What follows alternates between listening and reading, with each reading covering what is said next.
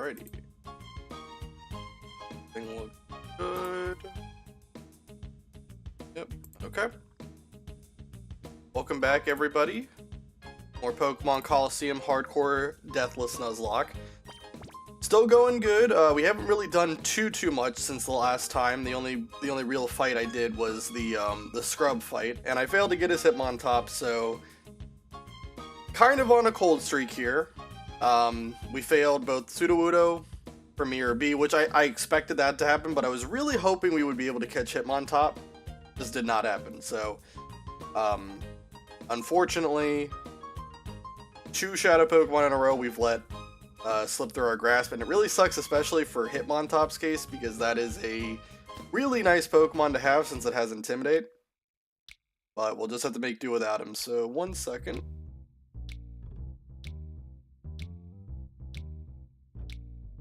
Okay.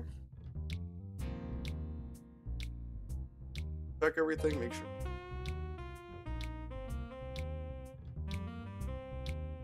Good, okay.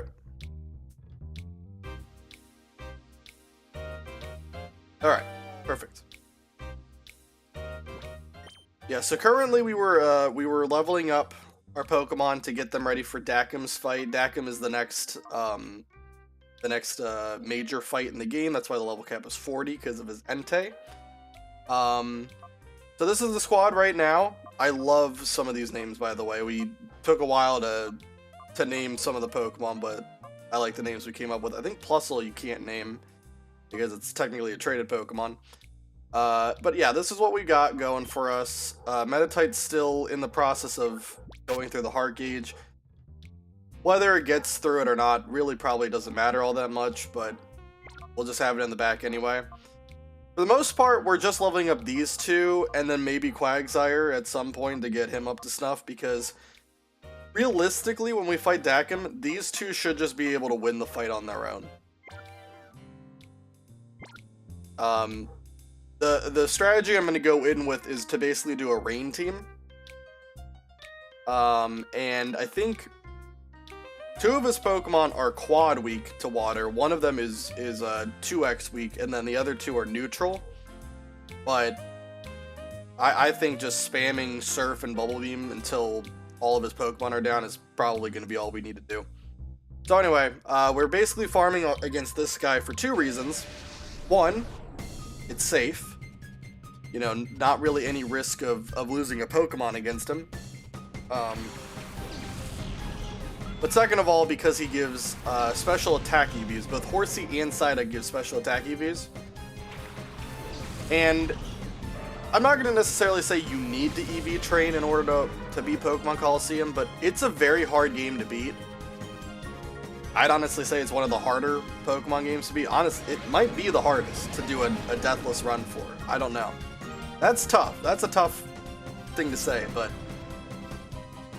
either way, I definitely think EV training is just a way to help give that run a little bit of an edge, right?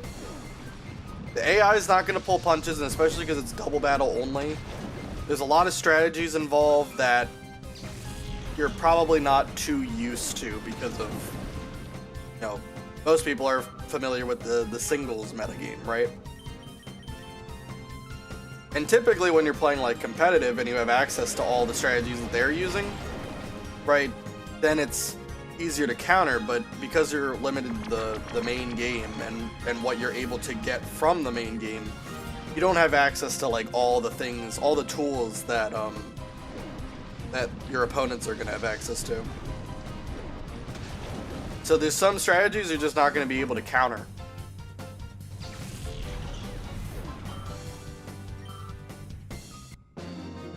Or at least you won't be able to counter them until later, right? Like, we don't get Protect until we gain access to the Under, which I think we get, we'll gain access to the Under as soon as we beat Dakim. But still, I would prefer having Protect now. Such a great move for double battle format. Especially in this game, because a lot of the AI are kind of programmed to double attack into into the same Pokemon if they do the most damage to it. So having one Pokemon protect while the other Pokemon attacks is a generally good strategy to employ.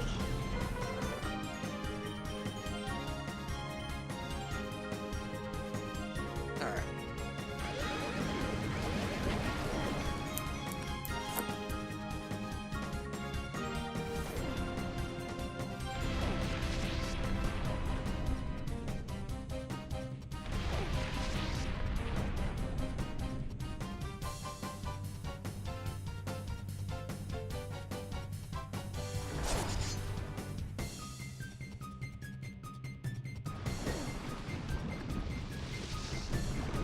And then especially when we beat Dacum, this trainer, Divil, the Horsey evolves into Seadra, which means now, instead of just giving special attack EVs, it's going to give 2 special attack EVs and a defense EV.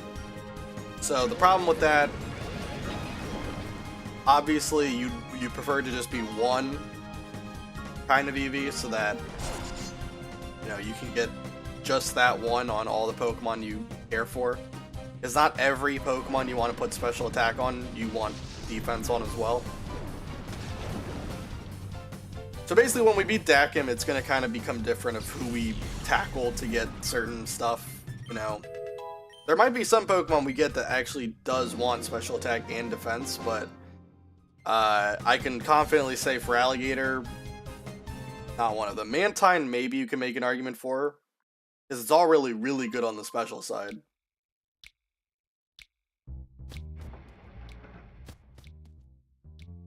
But remember, this is Mantine before it got that buff. I forget what generation it was where Mantine got a buff, but in this gen, its HP base stat is 65. In future games, it's 85. I don't remember what gen gave it that buff.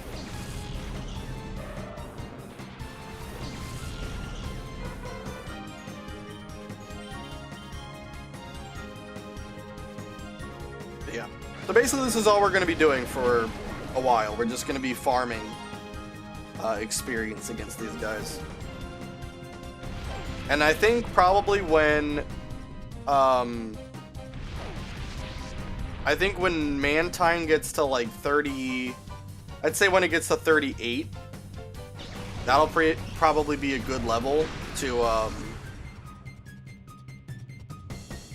start going to Mount Battle and clearing out the trainers there. Honestly, all the 10 trainers before Dacum are really easy. There's only one that's scary. It's the very last one, has 2 Geodudes, and I believe both of them know how to self-destruct. I think the AI is random, so it's not guaranteed to select self-destruct, but you definitely don't want to play with that. So we're just going to be smart and lead with Quagsire. Quagsire has Damp, so that'll be good. I could also lead with Feraligatr, but like I said, you know, I don't really want defense too much on Feraligatr's. Defense is all really good. Quagsire is not really going to have as much of a role in the run, so I'm more comfortable putting those EVs on Quagsire than I am Feraligatr.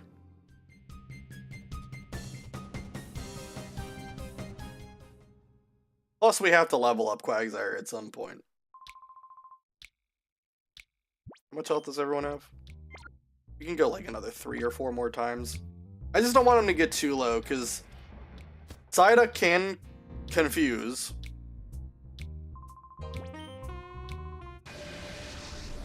It can, not always will, but that would be a very annoying status effect.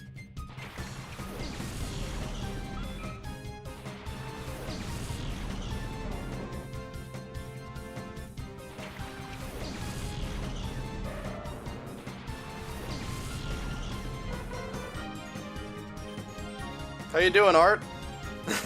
What's up? Just grinding right now is all I'm doing. Trying to get to like level 38-ish. And then we're gonna go to Mount Battle and start climbing our way up to fight Dacum.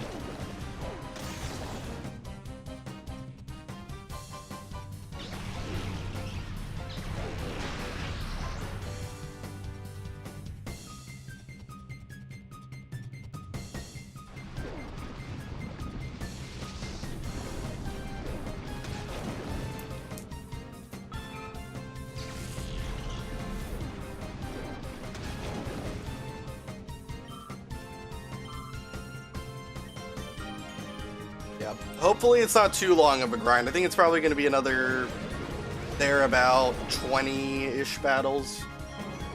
20 to 25, I'd say.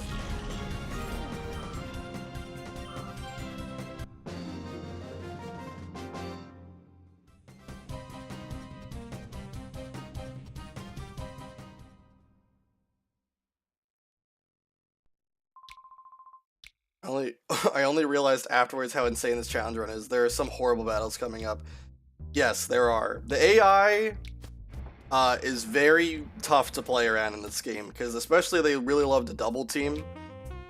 You know, when you do like a Nuzlocke of the mainline Pokemon games, it's a lot easier because most of the battles are singles, so you know, planning for one Pokemon isn't too bad. Or I should say one Pokemon at a time, right? It's not too bad. When you have to plan for two Pokemon at the same time, that's where it becomes a lot tougher.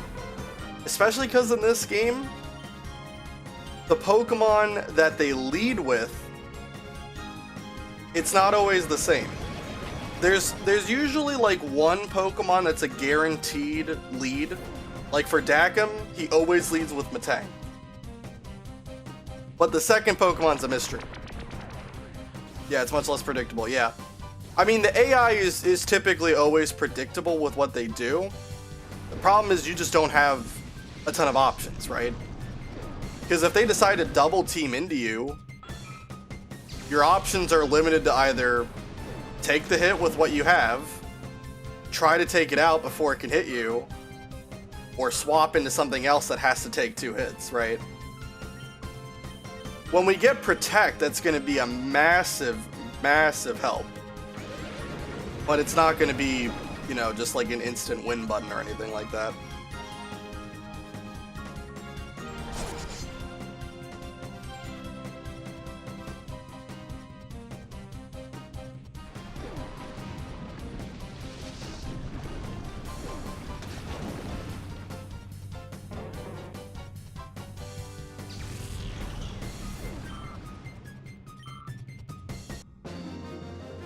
$400 experience at a time. How much money does he give? Like 400 something? 480? Okay. Because it's possible if we can get enough money, we can just start buying like, you know, protein and all that stuff.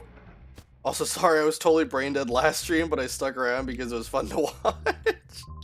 That's okay. Perfectly understandable. I think you said something about having to work,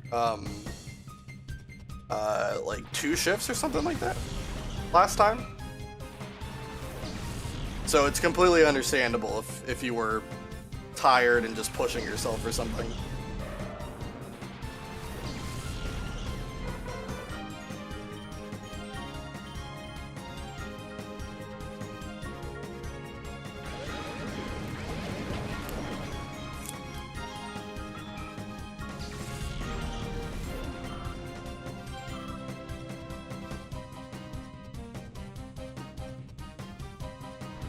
Alright, as long as Psyduck doesn't confuse me, I'm happy.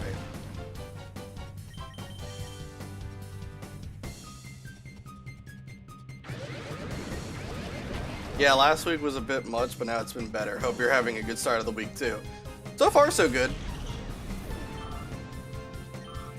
Not too much has happened, thankfully. I mean, I think that's a good thing when not much is happening in your life, right? No drama or anything.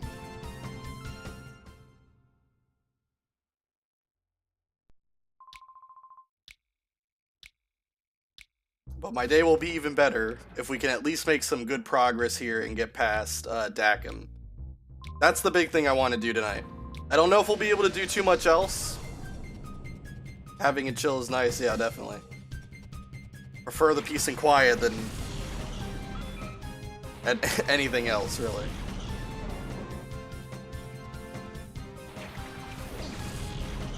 Alright, for Alligator we'll get to 35 here.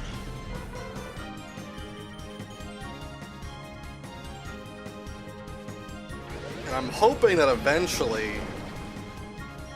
Oh, perfect. Actually, I guess Mantine is starting to one-shot with Bubble Beam now. That's big. I think it might still be a range, though. I think one more level and it will be like guaranteed. And that's what I do not want to say. Please, for alligator, do not. Tragic. I'll stay in one more turn.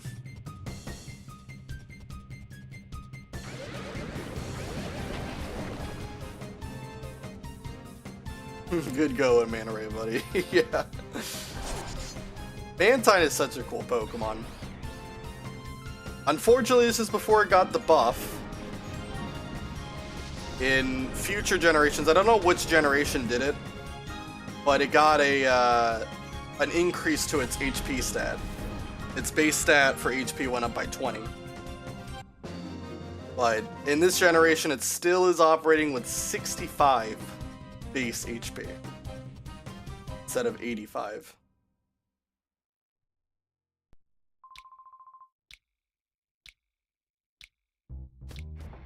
Alright, we'll probably do one more. And then I'll go heal up.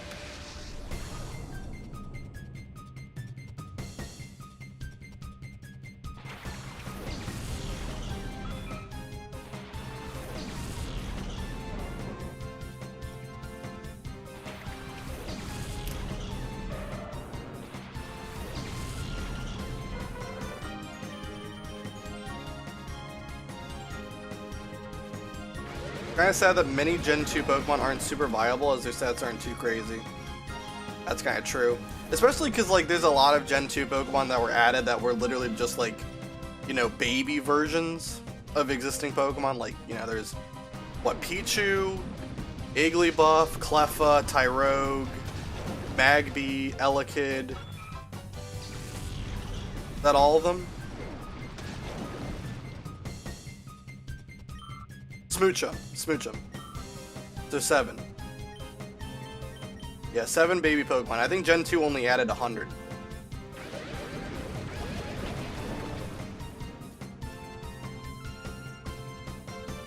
But there are still some, like, pretty solid Gen 2 Pokemon.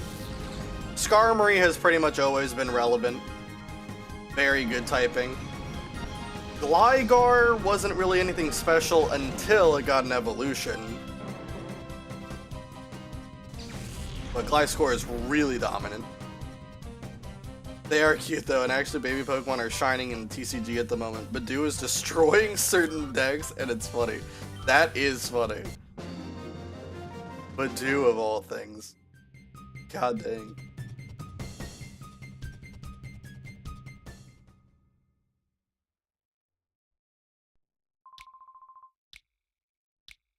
Alright, I'm gonna go heal. What does Badoo, like, do in the TCG? It's good stuff, although it's an annoying card. Oh. Is it kind of like how people feel about stall in Pokemon? How, you know, it's a legal way to play the game, but it's not like a fun way to play the game or a fun way to play against or whatever.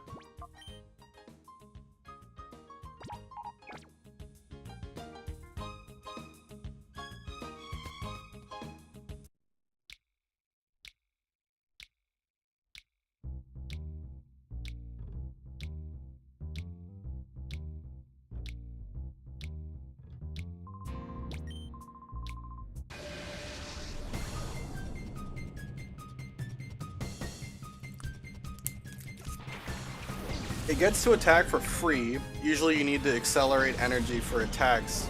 It locks your opponent from using any items during their next turn. Wow. That does seem like a pretty powerful card.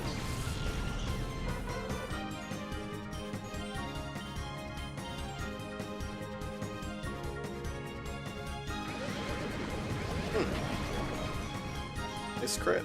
I don't think it mattered, but thank you.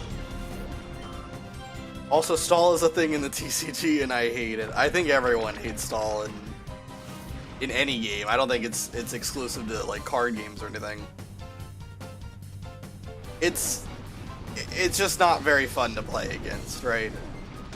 Like, I'm not saying like everything needs to be like hyper offense. You know, you need to win in 2 or 3 turns or anything like that. I think that's that's also pretty miserable to play in, but there needs to be a balance, right? Balance between setting up your board in order to put yourself in a good position and then actually going through with a plan and trying to take out each of the pieces, right? But when it's literally just like a snail's pace, constantly just waiting and waiting and waiting for your opponent to either slip up or whatever, and it just becomes a grudge match. It's not fun. Turbo decks are sort of my thing, that you need like one brain cell, and it's funny. That is funny. I mean, like, hyper offense can be very fun. But it's usually a play style that you know, it's high risk, high reward. Either it works out to perfection, you overwhelm your opponent, you win, or you get easily backfired and you're playing the entire rest of the match like off your back foot.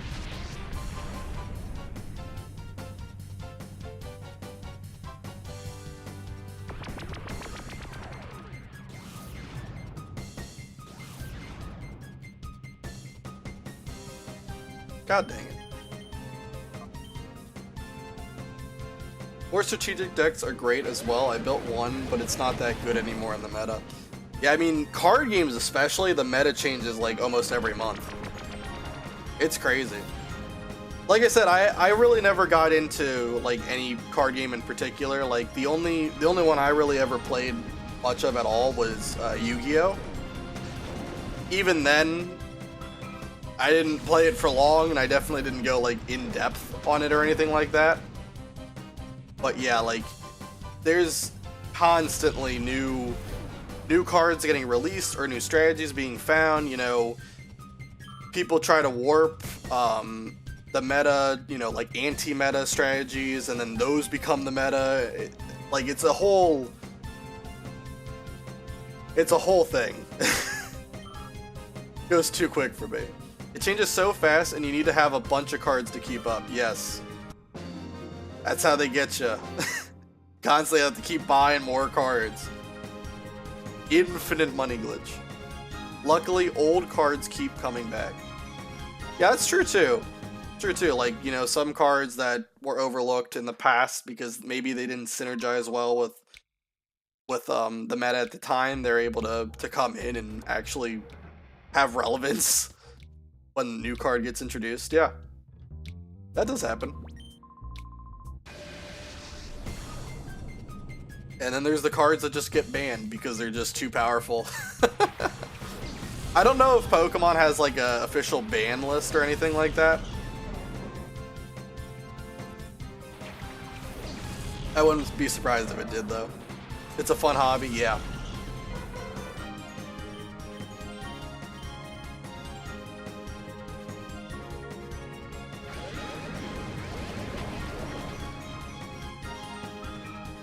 Main time.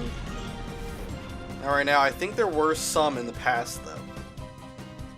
Yeah, I mean, I feel like Pokemon might be a little bit more careful with the cards that they release, making sure that nothing is too broken in its own right. But I'm sure there's still some things that leak through the cracks, right? You know, some things that come out and it's like, yeah, this is too much. We're gonna have to not allow this card in official play. In the standard game, there are no bans, but some other formats have banned some cards. Okay.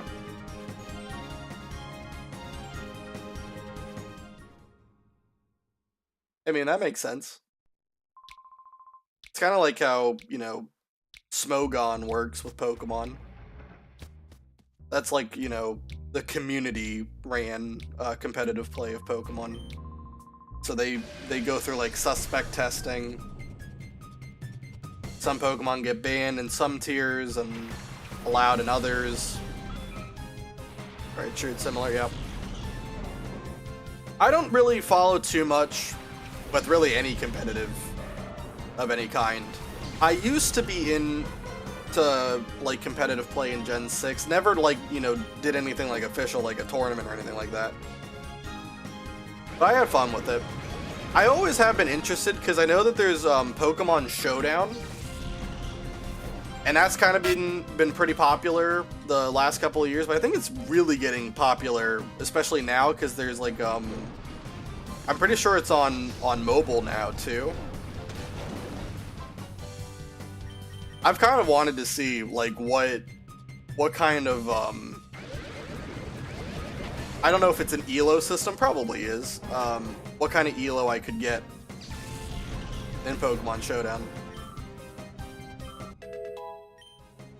Especially in like, there's one format that's really cool. It's like random battle. And I think pretty much like every Pokemon is allowed in that tier. But how they balance it is really interesting.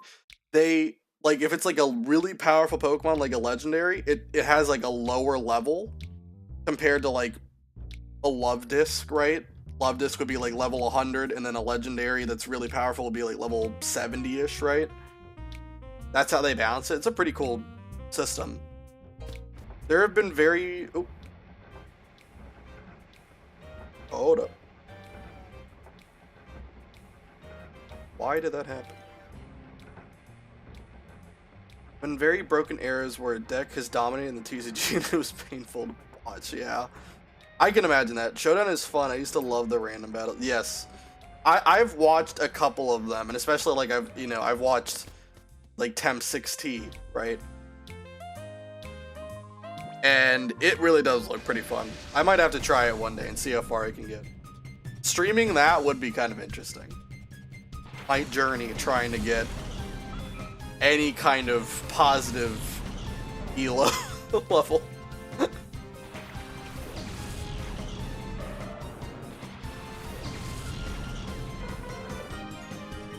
I don't know, do they just start you off at like 1,000? They probably do. It probably like starts at 1,000. I think realistically I probably could get to like 1,200, maybe 1,300.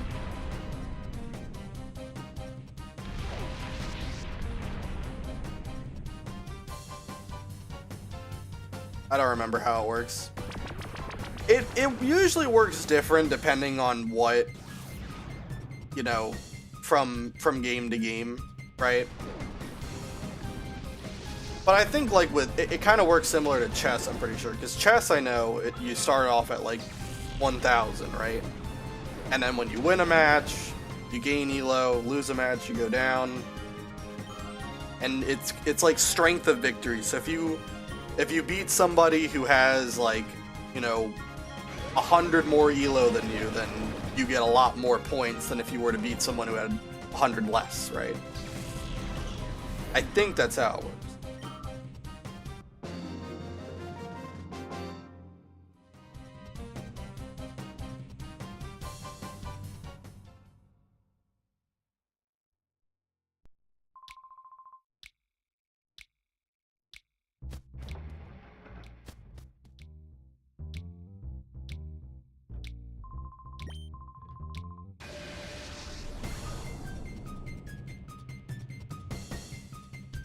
Mantine is level 37, so we're one level away from Mantine.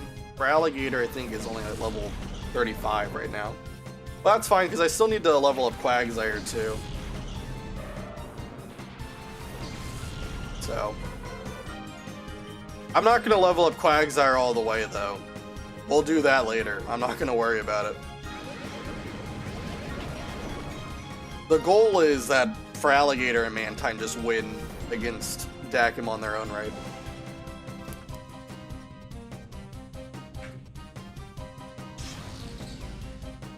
They'll probably incorporate the system into card game tournaments. Oh. Why does that keep happening?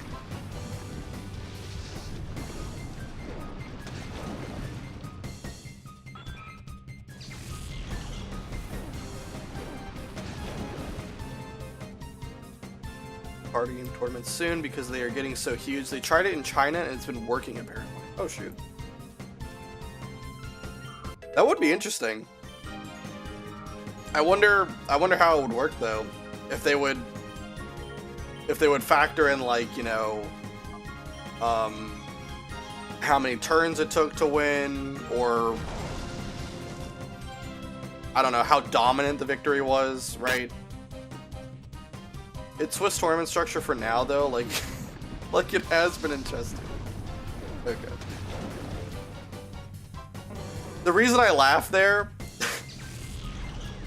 in my head, I saw it's Swiss tournament structure, and then I thought you said, like, it has been in cheese too. That's how I first read it in my head, and so I laughed. Sorry about that. I didn't mean to laugh at what you said. I just, yeah. Because in my head, I read like 4 words. I read 4 words ahead, and so I'm like, oh my god, Swiss cheese. I don't know. It's me running on one brain cell right now.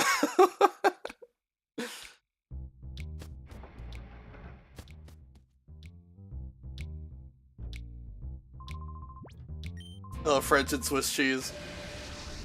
I'm pretty basic. I just like cheddar. Pretty basic for me. What's my favorite food? I mean, it's hard for me not to just say chicken tenders. When you have like a really good chicken tender, it's phenomenal. Life is bliss. I think my answers to all of these food related questions are going to be very, very basic.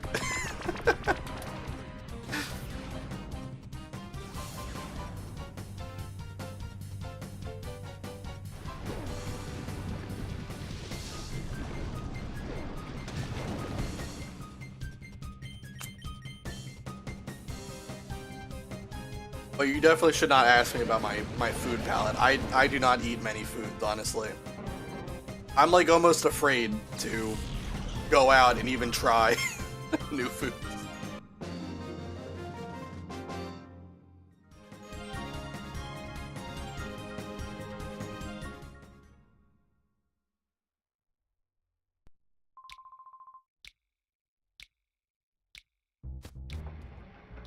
The only big thing I did with my diet, though, was I used to drink a ton of soda. It was about 3 years ago. I drank a ton of soda, and I changed dentists around that same time. And my dentist basically told me, like, look, if you keep drinking soda, it's not going to do anything right now. You can drink soda as much as you want for like 20 years, and it'll be fine. But once you get to, like, you know, your 50s, it's gonna catch up to you, and you're pretty much gonna have to, like, lose all your teeth, right? So I'm like, well, goddamn. So I switched to drinking water, and so that's what I'm drinking right now. Drinking water ever since then. I finally had some time to cook and clean up my kitchen today. Tried cooking okonomiyaki? Is that how you pronounce it? For the first time, and it tasted so good. I hope I pronounced that right. Okonomiyaki? Sugar plus acid is super bad for your teeth, for sure. I always knew how bad it was. But, like, my dentist prior, like, I had 2 different dentists, none of them ever told me just how bad it was getting and how fast it would get there, right? And so having this other dentist basically tell me, like, you know, you gotta stop doing it if you want to have, like, you know, really long-term health. I'm like, yep, okay. So I have not drank any kind of soda for the past 3 years. The damage is kind of already done though, right? Because that was still a lot of time that I was drinking soda, and so obviously that damage is irreversible. But big thing is, right, you don't let it get to like the point of no return, right?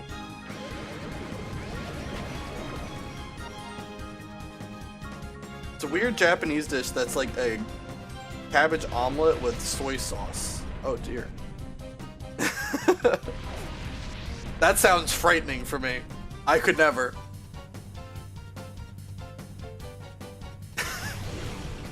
Like I said, when it comes to food, like I am almost afraid to experiment though.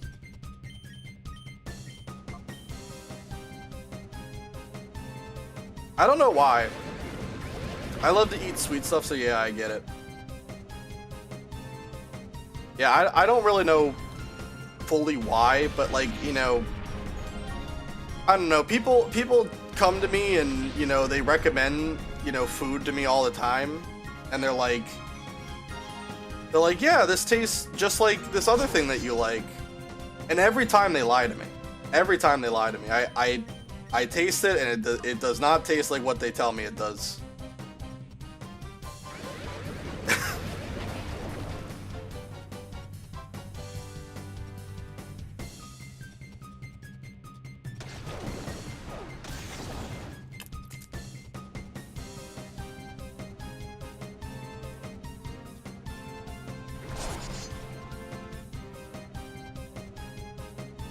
Just trying small bits at a time and having no one judge is important. That is true. Like, trying to do it just by yourself and not really, like, having people, you know, make fun of you for... I don't think anyone's really... Well, I won't say that. People have definitely made fun of me for my, you know, my choice in diet, for sure, but... I don't think they've ever meant anything by it. Typically, it's just jokes, right? I mean, when you're with friends... You're always gonna have, you know, people take the piss out of you and all that. Which is perfectly fine. I mean, I dish it back to them, so I expect getting it sent my way too. It's the whole point of having friends. But there are times where you would rather people out, like, you know, be there to support you and help you try new stuff without being too overbearing about it.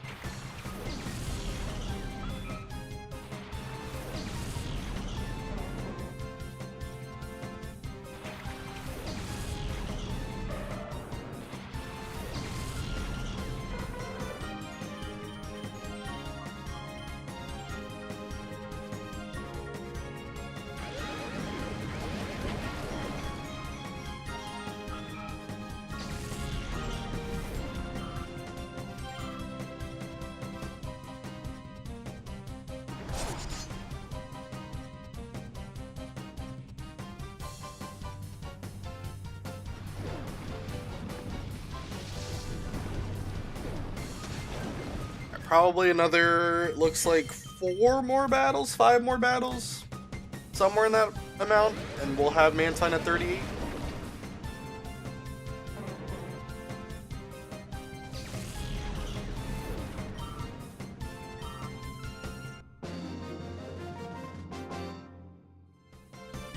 And then I'll get Quagsire in here. We'll start leveling him up.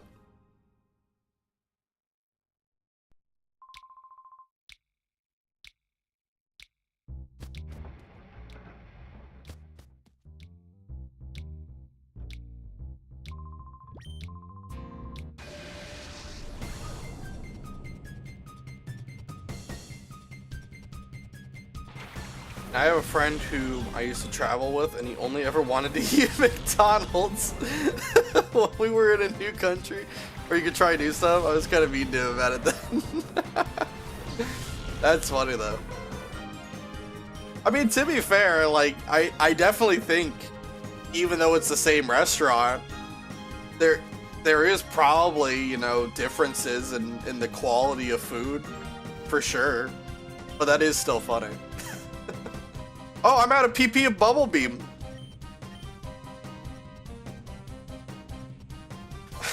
Somehow ran through 20 PP that quickly. Look how much of a difference Bubble Beam versus Wing Attack is. Even though Bubble Beam is a resisted move. It's crazy. I believe it's because Horsey actually has really good defense. Well, I shouldn't say really good defense. I mean, it's still like a, you know, baby Pokemon, but it has more defense than you would expect.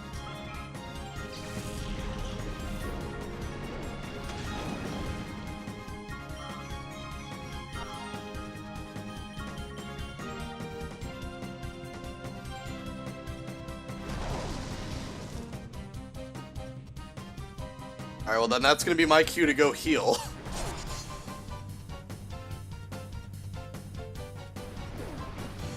For your team stats when you're done grinding. Okay, I can show that.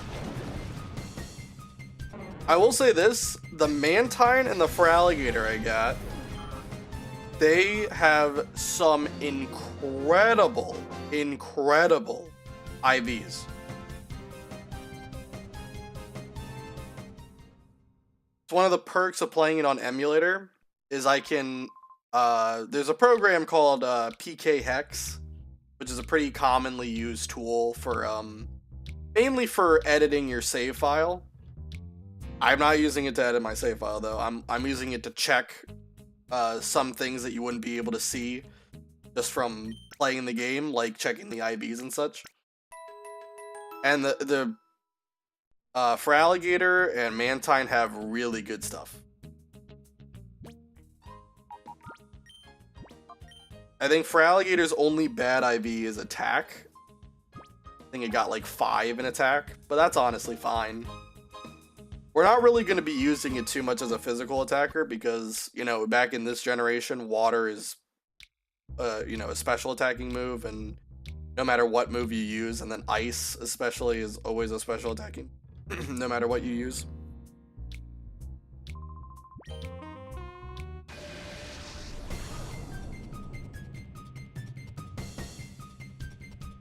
I mean, Surf would be special regardless, even if it was current generation Pokemon. To be fair, the food I still remember and crave from France was their KFC. Damn, that stuff hits different. Oh man, it sounds great.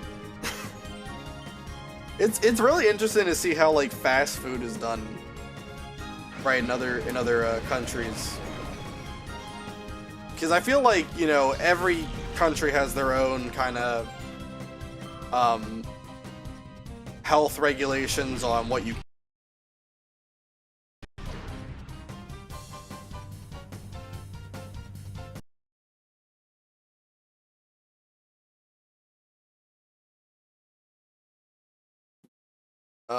Right. My headset somehow unplugged and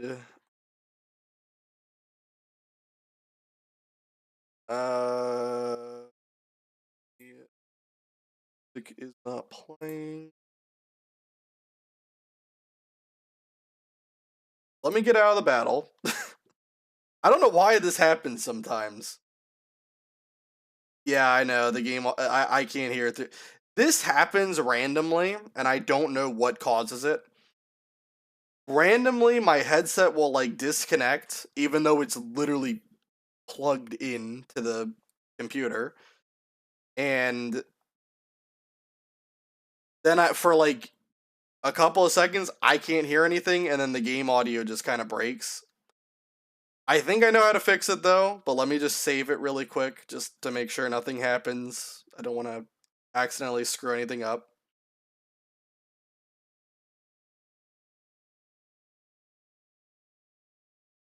Be very disastrous because I have not saved it.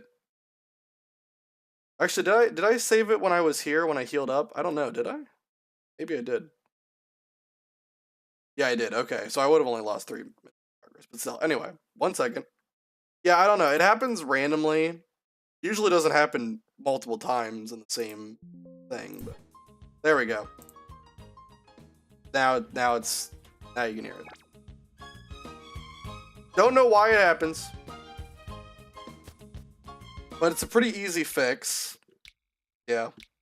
I just didn't want to accidentally do that and then the game crashes or something like that. All I do is I just have to go into the emulation and I have to, like, you know, pretend to stop it, but then not actually go through with it and it comes back. I don't know. I don't know why it works the way it does.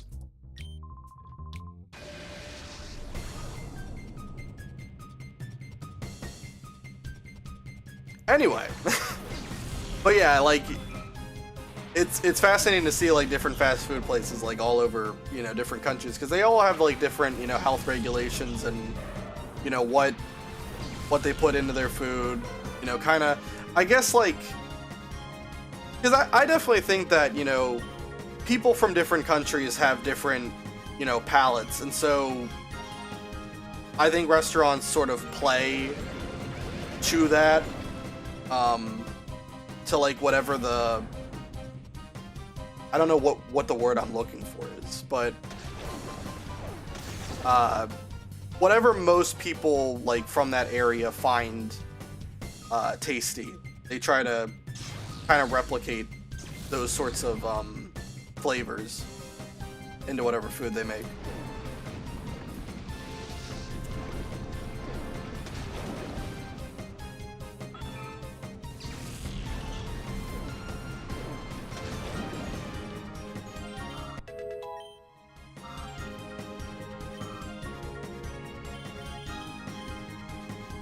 Bubble Beam is disabled. Nice crit.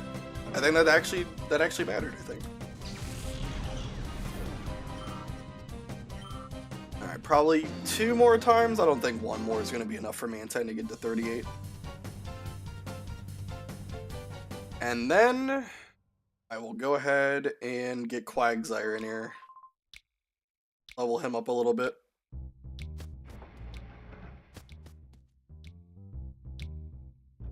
Especially I want to get Doug Dimasparse in here. What a great name, by the way. That was a phenomenal name. I can't take credit for it, but God, that was a great name. Tell me about it. For example, finished Chinese restaurant food tasted like salt, and that's it. Very boring because people can't handle spices there. Yeah, that makes sense.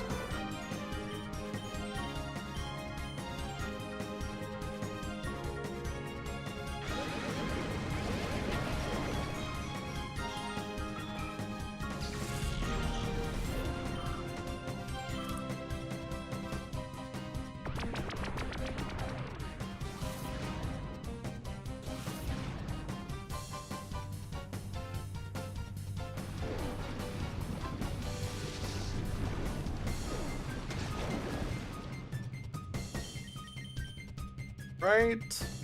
Is this gonna be 38? Or is there gonna be 1 more? The names are great, yes.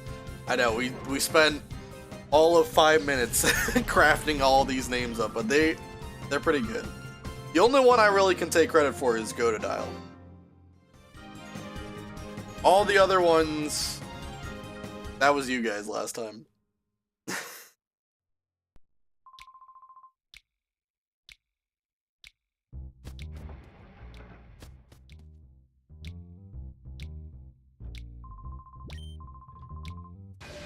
So it is going to be 1 more for Mantine to get to 38. I haven't even checked. What is for Alligator's level? Is he 37 yet? Yeah, he's 37. Okay.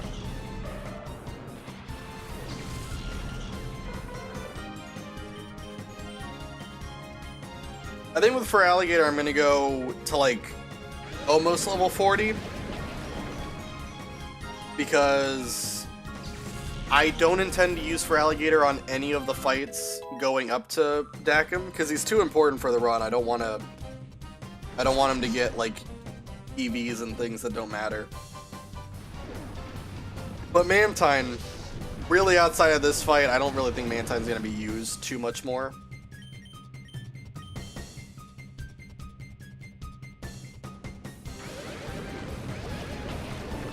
It might be used, especially like Ein.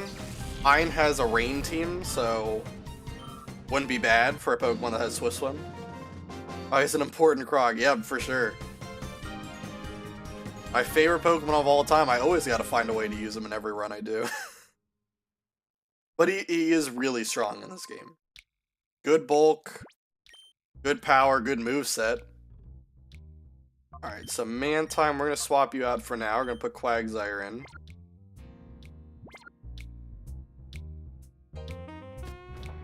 Most of his team had Thunder, right? Ein, I think his second fight with him in Realgam Tower does. The first fight with him, I think the only Pokemon that has Thunder is Lantern. I think that's the only one.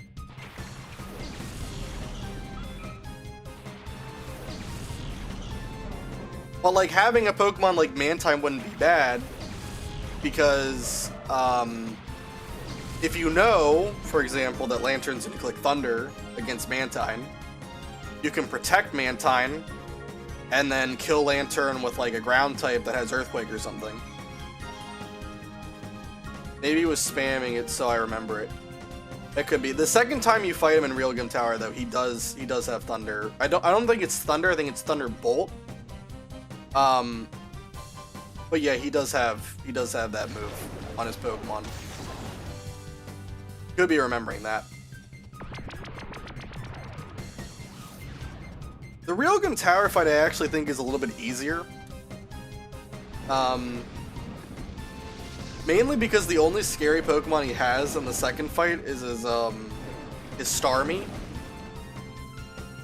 And Starmie is really powerful for sure, but if you can get past that, it's pretty much nothing else is going to be that bad. A low bot. Hold on 1 second.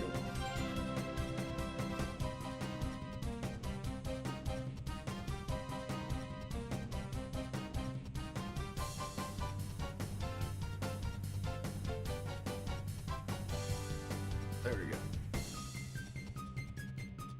Okay.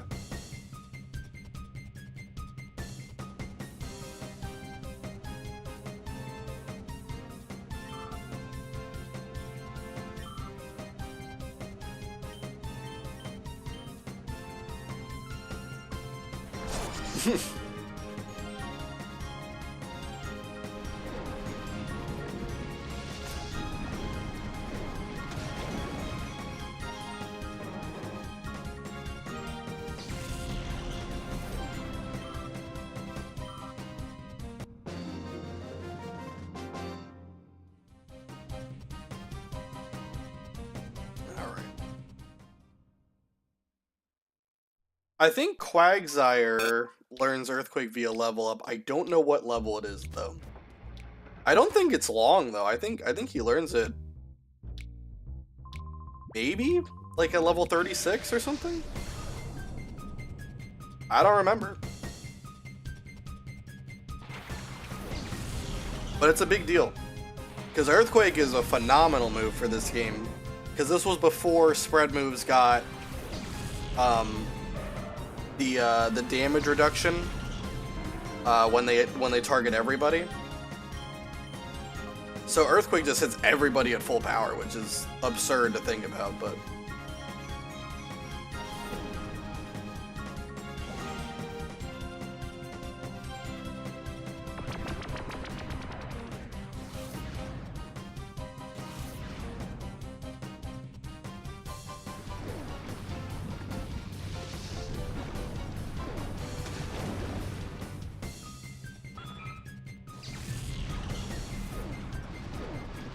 you know what I might do? I might put experience share on Quagsire so that he gets even more experience.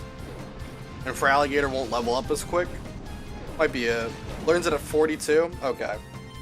So not as early as I thought, but it'll get there eventually. Thankfully we don't need Earthquake for the Dakim fight. We honestly don't need Quagsire for the Dakim fight.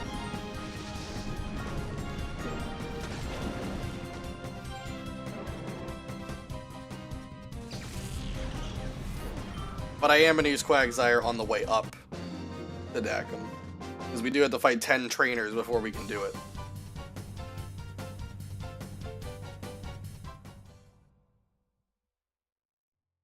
But yeah, 42 is not that bad. And I think out of all the Shadow Pokemon that you get in this game, I don't think any Pokemon... I don't think any Pokemon learns Earthquake via level up outside of Quagsire. No one to explode or otherwise self-delete there. Yeah, the big thing like, you obviously, with Quagsire, you would much rather get Water Absorb, but the fact it has Damp isn't terrible, right? Because there are going to be a couple of fights, especially when we get to, like, the lab, right, like, right before Ein. There's so many electrodes that know Explosion or Self-Destruct. Like, it's definitely going to be relevant for that part, but you would definitely, for the long term of the run, you would rather have Water Absorb. The ability just makes me laugh, yeah. It is a very niche ability, and it rarely comes into play. But it pretty much shuts down, like, Electrode. Because Electrode, I don't think has any move that can hit Quagsire when he has Damp. Can't blow himself up, can't use electric moves. He's just there.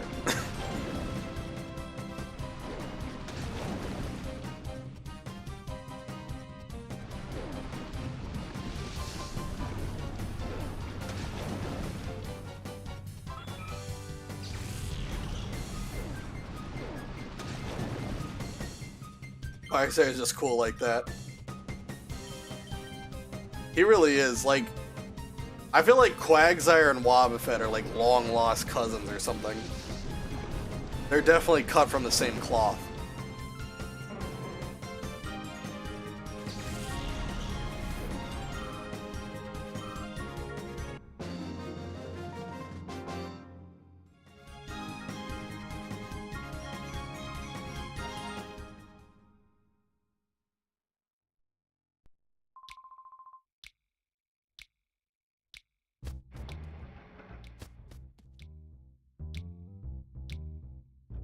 I did also appreciate with like the new generation of Pokemon, they introduced Clodsire.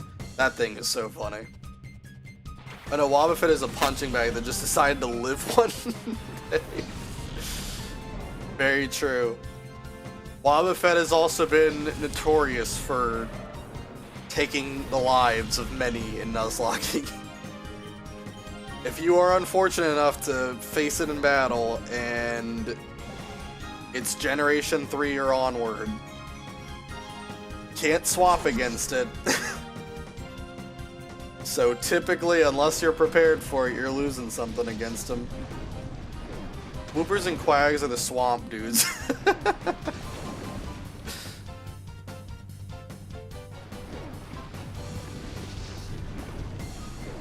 Yeah, I like Quagsire's design. I love how they gave him just like the smallest eyes known to man. He can barely see.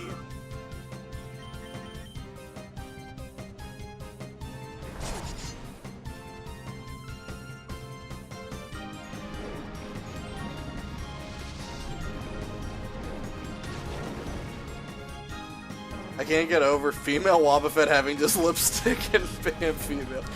Yeah, definitely, like, the gender differences of Pokemon, there's some that are just, they're absurd. Like, there's some that are pretty, like, fun. Not really, they don't really change that much, right? Like, Eevee having, like, the heart, or Pikachu having, like, the little curvature to its tail. I don't know what it's supposed to be. I don't know if there's like a symbol it's supposed to represent or something, but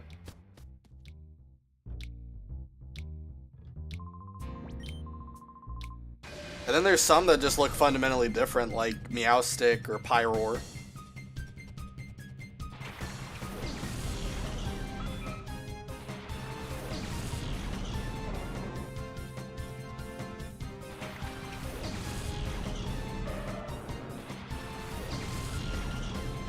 Unpheasant is like the most realistic one, but I do appreciate how they make them stand out. Yeah.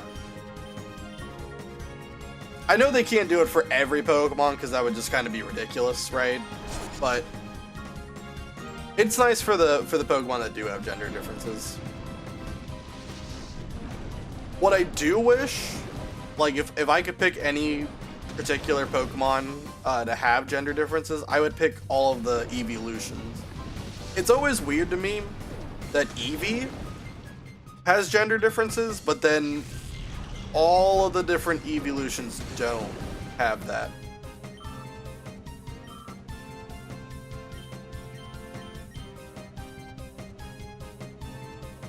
I feel like they could have done something for it. Another goofy one is Alakazam, though. Alakazam's gender difference of just having a longer mustache versus a shorter one.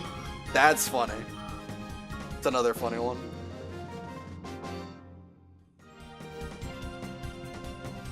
Most of Eevee and its Evos are male. It would be interesting. Yeah. Like, it doesn't have to be like a Pokemon that has a 50-50 split.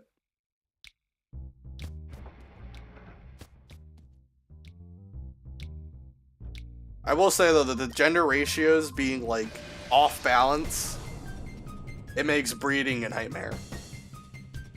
Like, back when I used to do competitive and I used to, like, breed my Pokemon, oh my god.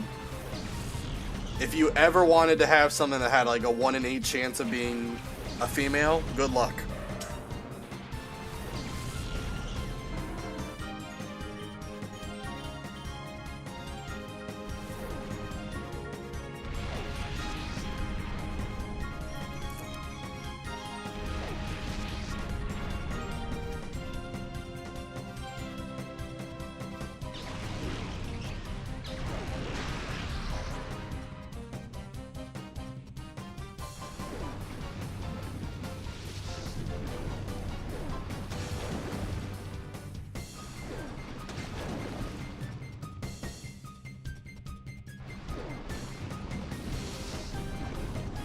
I am happy that they made breeding they made breeding easier, though, in like future generations of Pokemon.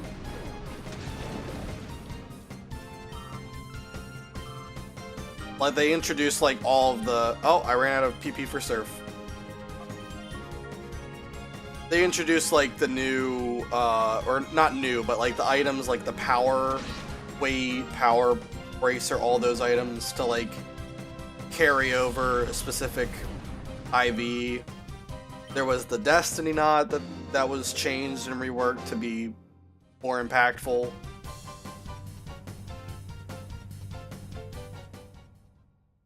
But yeah, it was just so hard to breed, because even if you had like the perfect setup, oh, I need to go get PP back. Even if you had like the perfect setup, I think the highest you could get the chance to be for like a Pokemon that had perfect IVs across the board was, I believe, 1 in 32. Because I think no matter what, the last IV, because there's 6, right? 6 stats. There's 1 IV that has to be random. So it can be anywhere from 0 to 31. So if you wanted to get perfects everywhere across the board, yeah, it would be 1 in 32 chance. And having to do that for every Pokemon that you want to get, it gets absurd.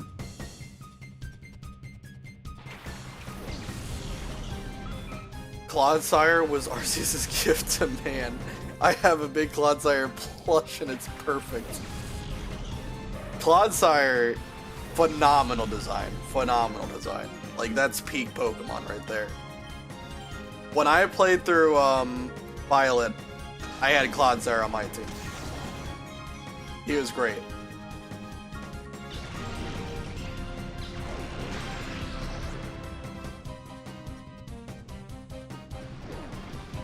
Who knew that making Quagsire into a quadruped would be just so impactful?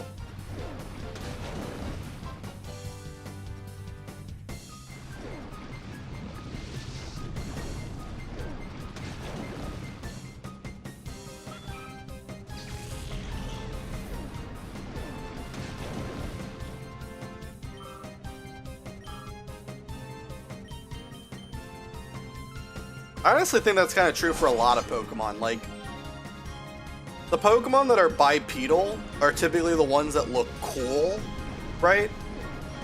And then the ones that are quadrupeds are typically, like, the ones that are cute. Not always, but I think, like, in general, I think that's kind of the sentiment. He looks like a chocolate donut, so I don't know, maybe it's that. He does look like a chocolate donut for sure. And I'm sure he wouldn't mind it if you like, you know, rode on top of him or something. Seems like a friendly lad.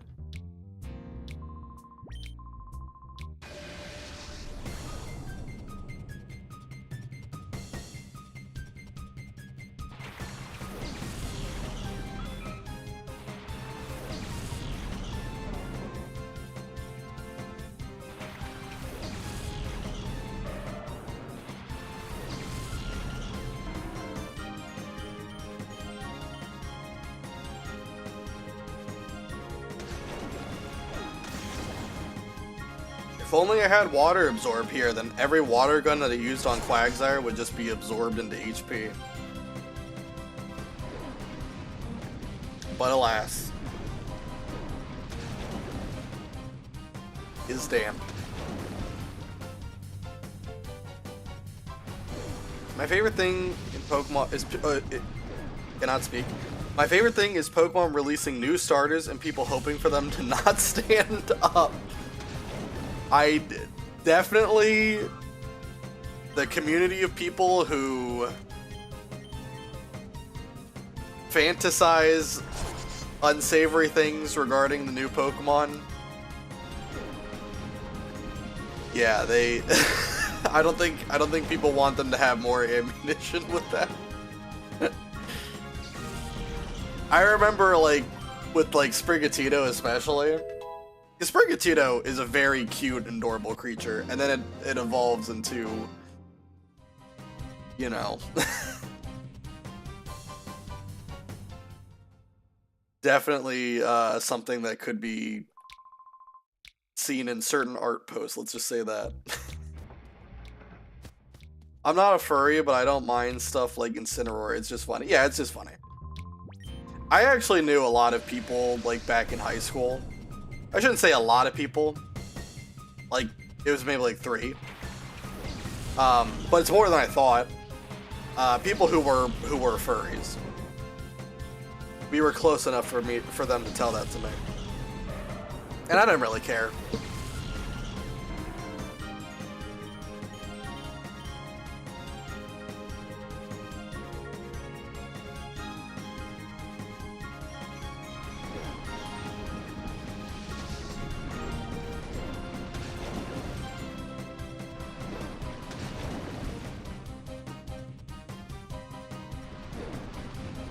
I think there's a lot, like, more people who have, you know, deep underlying fetishes than people realize, you know. Not everyone's open about it, and you shouldn't be open about it, like, it's no one's business, but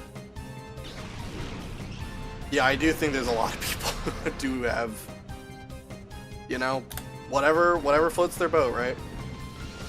I had maybe one friend, and I didn't know at first, he's a great artist. You know, that's the thing. I have to say, from my experience, the people I knew who were furries, they were really good artists.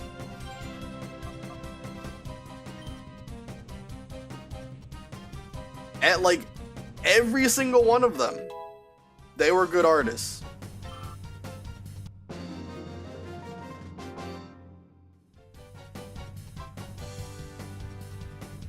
So I don't know. Maybe it's just something about going down that path.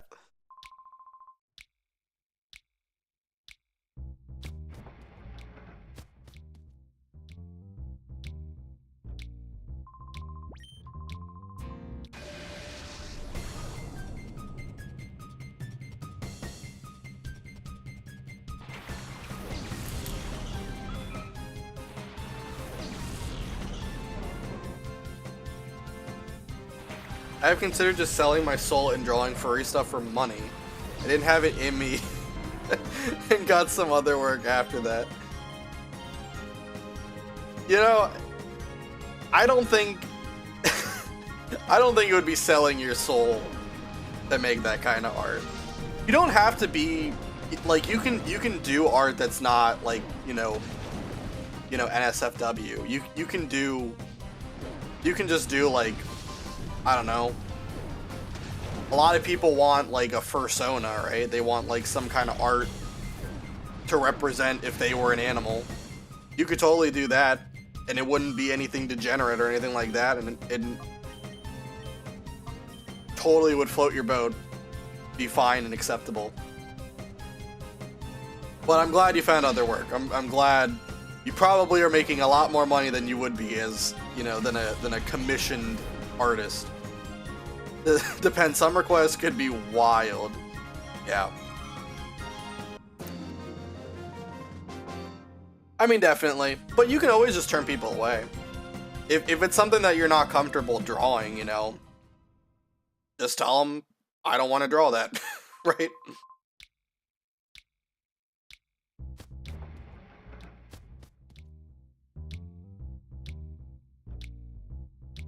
But especially now, like, it's so hard to be an artist these days. Because you have all the nonsense with, you know, AI. You just commented about it, perfect. It was before AI art when the very niche people would usually turn to artists. Yeah, I know. Now it's just AI. It sucks, man.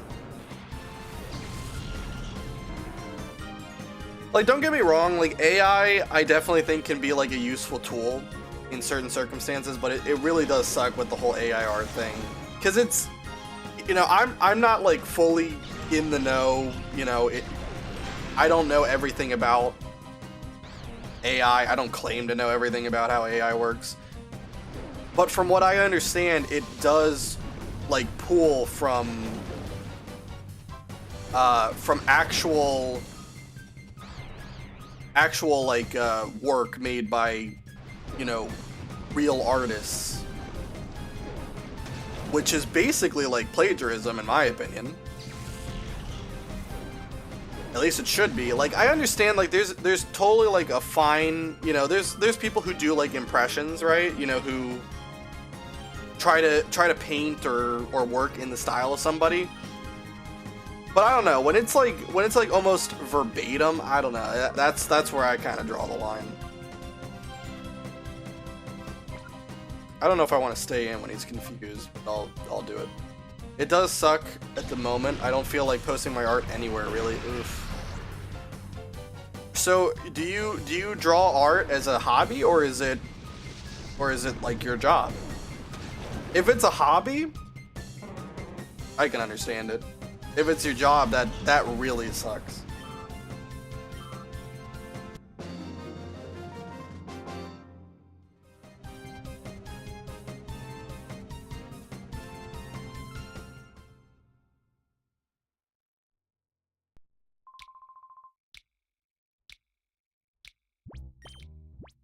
Yeah, I should go heal.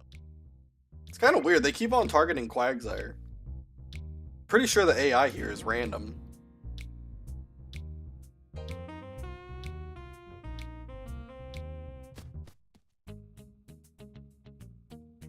I did get some money for it here and there, but it was always a hobby / side hustle. Yeah. Yeah, but I understand. I mean, it's become oversaturated too. Like, that's another thing. There's just so much being posted. It's and like, it almost is like every time you see an image of any kind, right? You know, whether it's art or it's just like a picture, whatever. It's like everyone is hyper analyzing it to check to see if it's AI. Because no one, like, it's getting harder. Like, it's definitely getting harder. There are definitely pictures that I have fallen for, like, that I've looked at and I've been like, wow, that's a really good picture, and then it's AI, and it's like, are you serious? Like, it's getting harder to tell the difference. I feel awful for the professional artist. Yes. I mean, it's tough. And like I said, like, AI does have its uses and applications, right? Like, there's a lot of things AI is good for. But it needs to be regulated at some point, right? You know, you can't just have free reign of what it can and cannot do and expect people to all play nice and not, you know, take advantage of that.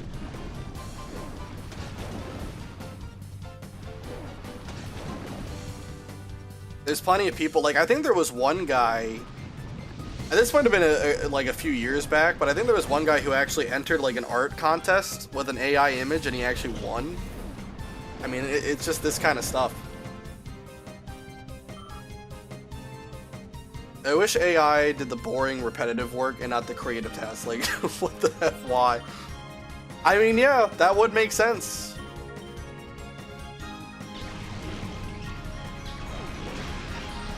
Like, it definitely should be used to make life easier and not, like, take away creativity.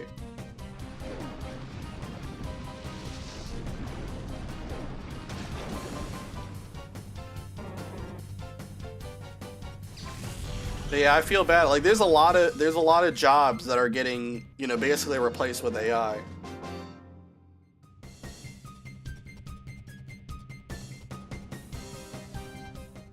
It's just causing more and more of a, a strain on the, economy, on people's lives. It sucks.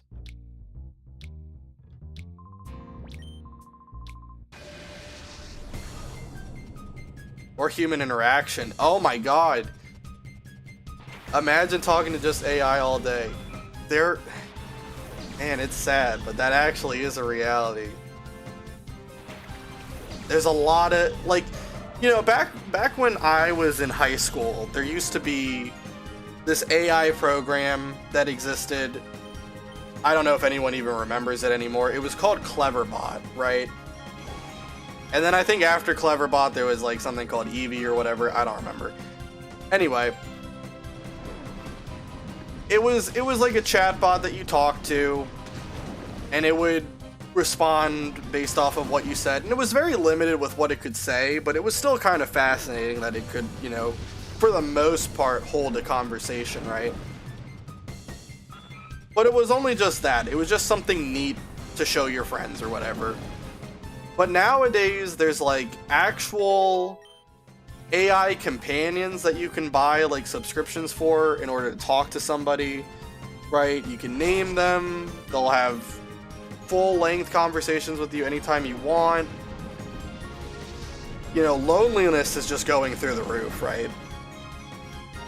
And I think there was one case not too long ago where a kid who I think was only like 14 or 15, he was talking to a bot that was pretending to be his girlfriend, right? And it was like obsessed with him. Like, it was almost like it was role-playing as some abusive girlfriend, honestly, right? And it basically encouraged him to take his own life. And it's really sad. It's really sad hearing about that stuff.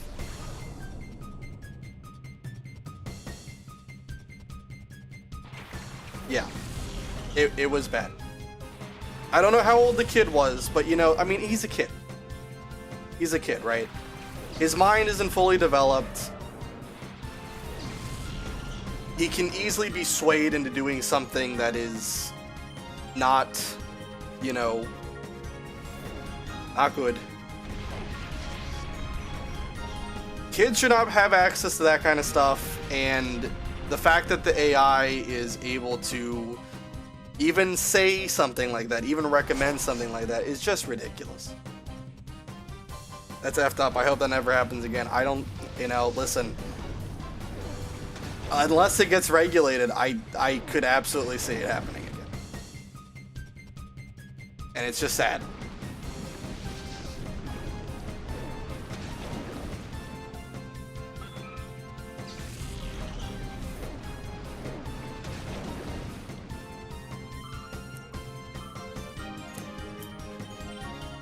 I think the only good thing that happened from that whole thing was that the family did sue the creators of the program.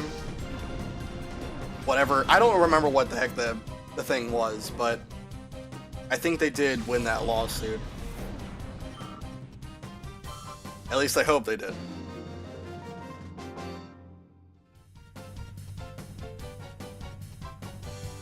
But it's still, I mean, it doesn't make up for the fact that it happened in the first place. What's up? What's up? Can you wait? Yeah. Yeah. Just wait. Okay. I will have to take care of my dog soon.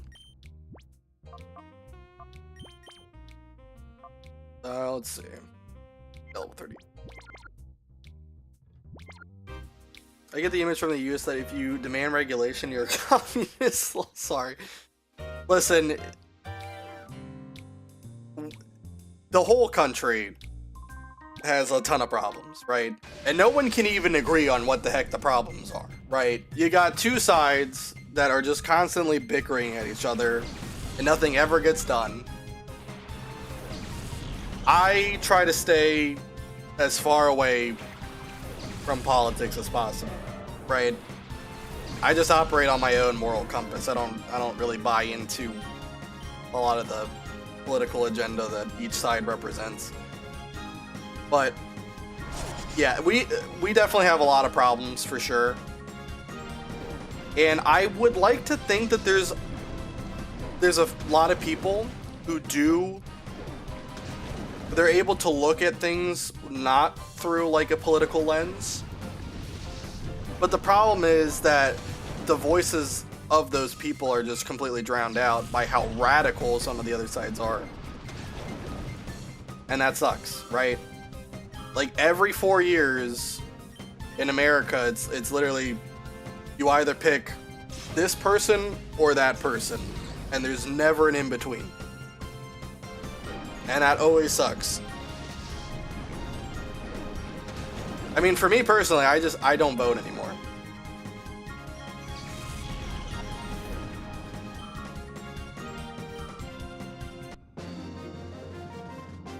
I get that politics are a mess in here as well at the moment. It's sad.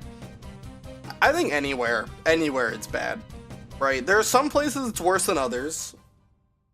Like, I know it's bad here, but it's definitely not as bad as it is in some other countries. There are definitely some other countries that it is a whole nother can of worms, but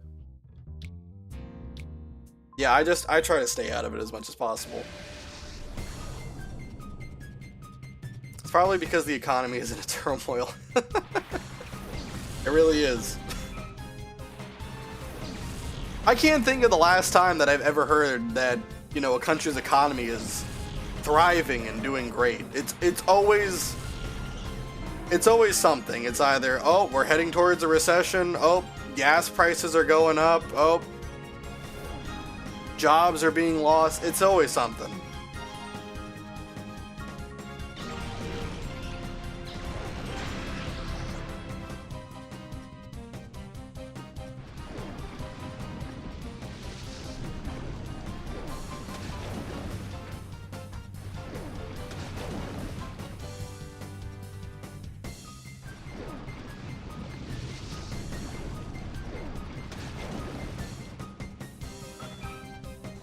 Yep, you just need to navigate in a broken system at the moment. Yeah, I know. It just sucks that it's never gonna get fixed. Everyone has the sense to complain that it's broken, but no one knows how to fix it.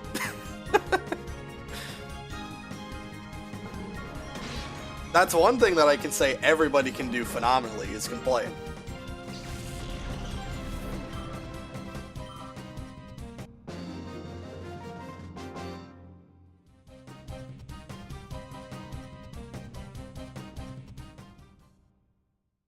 I mean, here I am complaining. But at least I don't pretend to have, like, an answer for what needs to be done. I know there's something that needs to be done, but I don't have an answer. I couldn't tell you.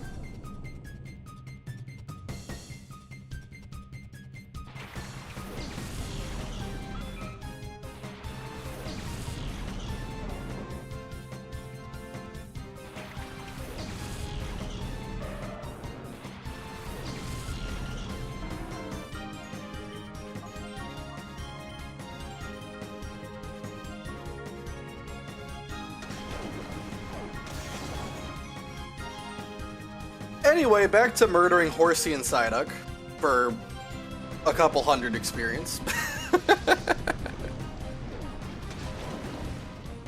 I would say take the money from the rich shareholders, etc., but that's a whole can of worms, yeah. Yeah, definitely. I don't know if I want. I don't know if I want to keep on going about. I could talk for hours about things by tiptoeing the line, but yeah, the fact is, there are many things that could be done, but no one can come to a consensus on what should be done. And there are some things that, you know, they have pros, but they also have cons, right? You know, there's all sorts of stuff. It's not like, you know, any one solution is going to be perfect for everybody.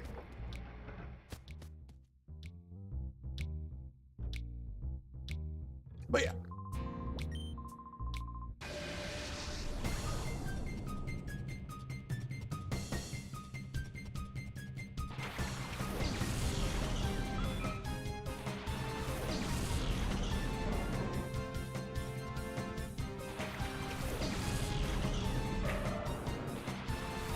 Let's get back to Pokemon politics. Yeah.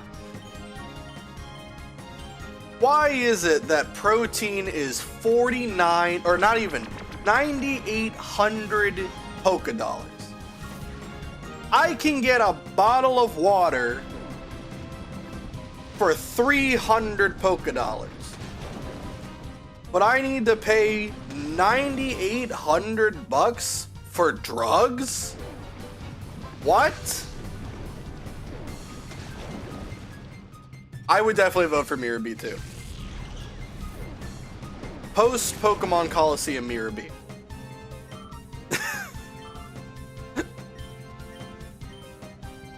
Because in Pokemon Colosseum, he just works for Evice.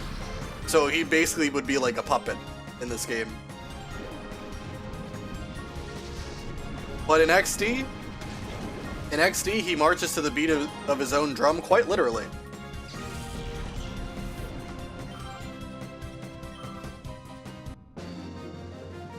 There's no inflation in the Pokemon universe, though, right? Well, I don't think inflation matters when anytime I challenge a kid to a Pokemon battle, he has to give me money. It almost feels like I'm scamming people.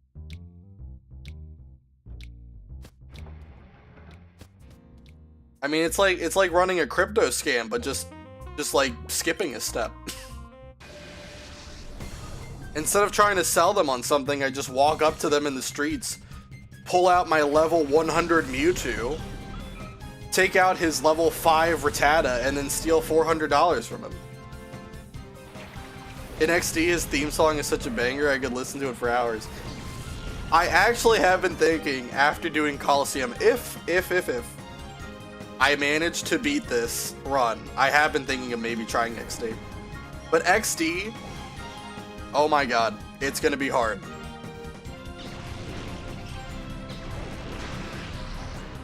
Because the amount of shadow Pokemon that are in that game, and like there's like full teams of shadow Pokemon that you gotta fight, oh my god. It would be ridiculously difficult, yes. But it would be fun. I actually do prefer XD most of the time to Colosseum. The shadow moves, oh man, yep. Super effective against any non-shadow Pokemon. Isn't it great?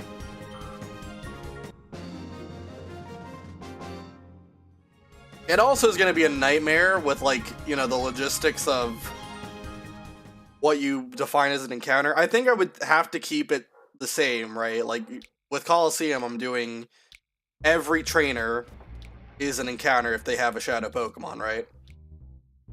And I think it would stay the same for XD, but it would probably be you have to, like, catch one of the first 2 Pokemon that they have, if they have more than one. And I don't know if XD has random leads like Pokemon Colosseum does. Maybe it does. I don't know. I haven't researched it like at all. The last time I played XD was like, you know, 8 or 9 years ago.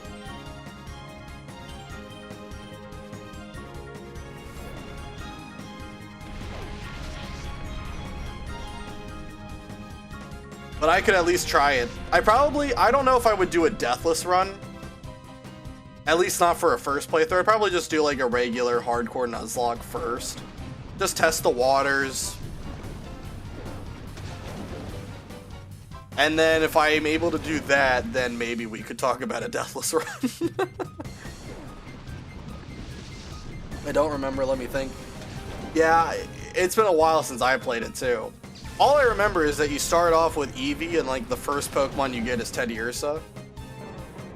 And then Eevee can evolve into like anything that was available in Gen 3, obviously, but I don't know, what do you think would even be the best evolution for XD? I kind of feel like, because you get Spheal early. Spheal is really good. So you really don't need Vaporeon. What's PP? 1, I should probably just... The final boss battles might have had different leads, not sure. Yeah, I don't fully remember everything. I do think there probably are at least like boss trainers that have random leads. Maybe not like just regular trainers, but yeah. I chose Flareon as a kid and it sucked. Yeah, well, Flareon would have been good, right? If it was like Gen 4 onward and it had, you know, access to its phenomenal physical attack stat, right? Because all fire type moves, no matter what, are special are special moves in Gen 3. Jolteon's pretty great, yeah. I think Jolteon would probably be my pick. You know, only having one weakness. Electric type Pokemon are pretty valuable early game as well because, you know, Thunder Wave is so nice. It's fast as heck. It's pretty hard. The only thing that I think holds Jolteon back is its move pool. Its move pool isn't very good. It became better in future generations, but in Gen 3, like, it gets like Pin Missile as a coverage move, which is not only a physical move, but it's also just bug type. You get Mareep early on. That is true. Ampharos is pretty good, but I do think with Ampharos, the low speed is really gonna hold it back, right? Because when you're playing a game like this where it's like double battle only, the main issue is if you're not fast, it's like a huge liability a lot of times. Because then you can't offensively answer if you get gang attacked. No Trick Room, yeah, that's another thing, right? Like, you can't offensively answer if you get gang attacked, and unless you're like super bulky, it's really hard to even find like a role, right? Like Umbreon, phenomenal Pokemon, right? Even if it can't do anything offensively, it can practically swap into any attack because it's just so goddamn bulky. And it also has decent speed. Like, it's not irrelevant. 65, I think that's what it is. 65 base speed is actually pretty solid, right? If you took the time to invest in its speed stat, you absolutely could outrun something. Toxic Umbreon is cool, for sure, yeah. And it's such a crime nowadays that Toxic has been removed from like almost every Pokemon. I understand, like, it was a strong move. Like, if you didn't know what to put in the 4th move slot, you just slap Toxic on, right? But Toxic, the only big problem It's a Nuzlocke's worst nightmare. It's one of the best moves in the game, but it has 90 accuracy. It's a Nuzlocke's worst nightmare. Because that 10% chance will absolutely come into play at some point.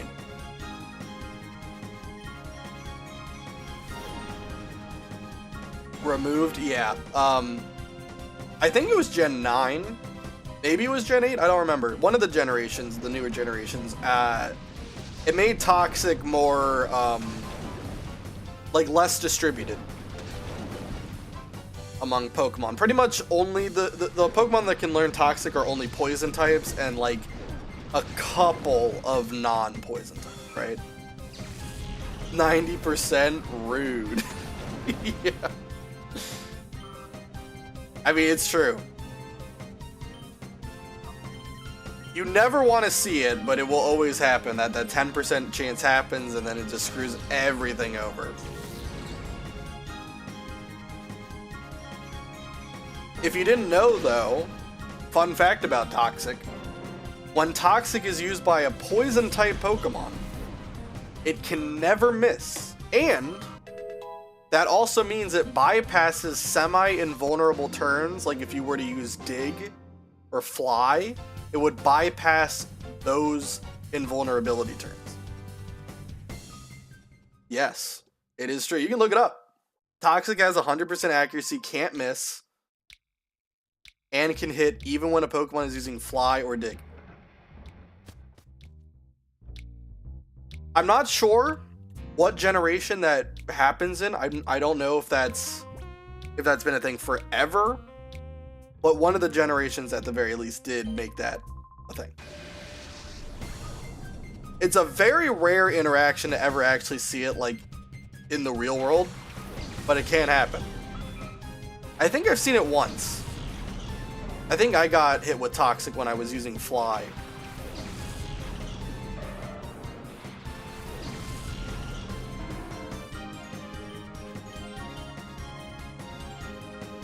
This is the only reason I should play the new gen games, but I don't want to.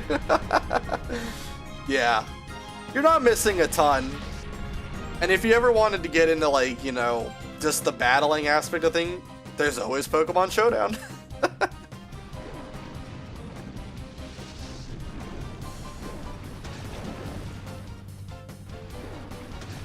But yeah.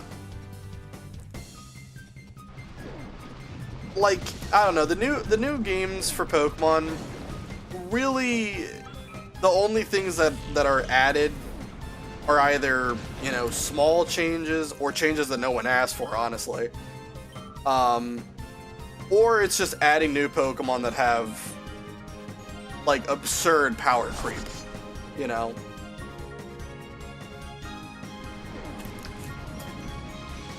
Like, there's no, like, almost no point in using a Pokemon like Skarmory anymore, because Corviknight exists. Same typing, better stats, better ability, better moveset, right? It's like invalidated Skarmory's existence, right? Like, you can still use Skarmory for sure, but typically Corviknight is better.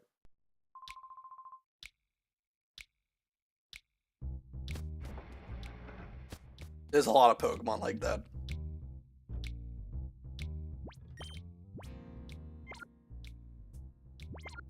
Quagsire 36. Probably gonna go until Feraligatr gets to like 39 and a little bit over. I want to give him some leeway because the level cap is 40. We don't want to exceed that. And I do still have to battle through some trainers. I don't expect to use Feraligatr at all going into Mount Battle, but yeah, we'll probably do like another, probably fight him like another 7 more times, thereabout, and then I'll go to Mount Battle, we'll start working our way up, and hopefully get to Dakin. I think we'll be able to do all of that.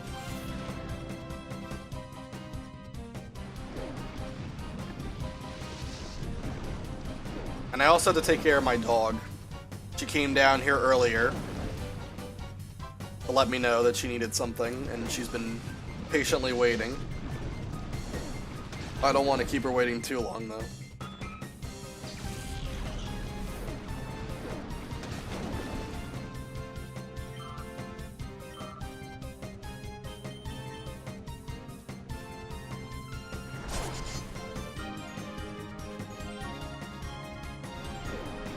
Alright. I've been getting a lot of critical hits, like, from grinding here. I'm not against change, and I think that it would be cool to have a new game with limited pool of Pokemon, other resources like Colosseum.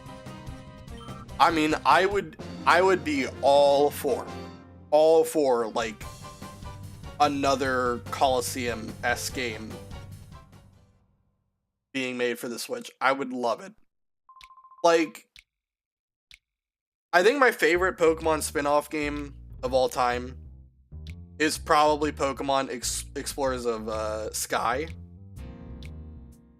That's probably my favorite spin-off game. The story was so good. Gameplay was also pretty fun. And I really liked how, you know, things like...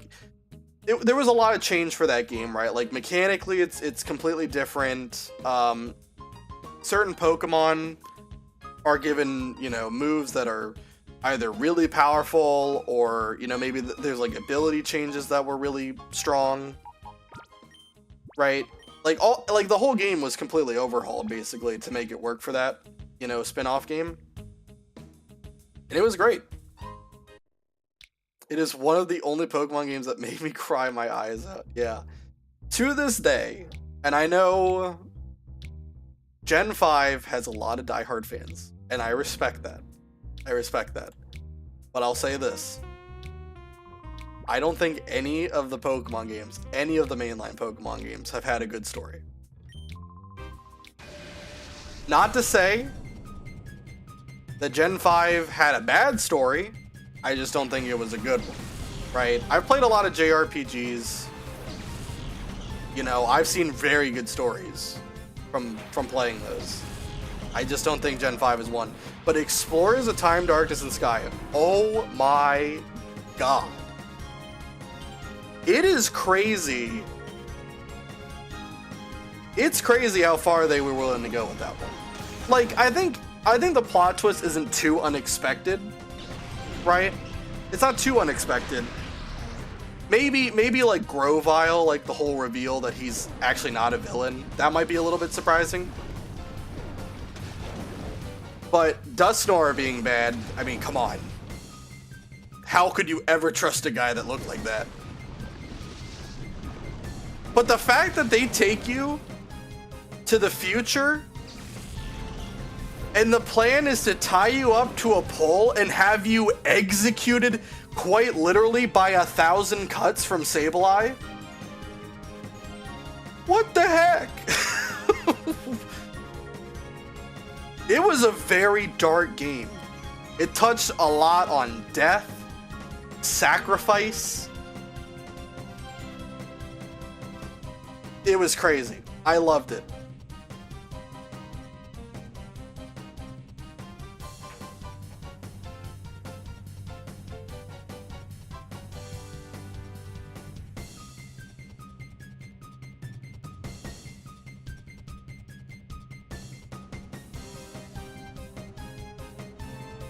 I had so much hopes for Gen 5 because it starts off so nicely. I do really love Gen 5 anyways.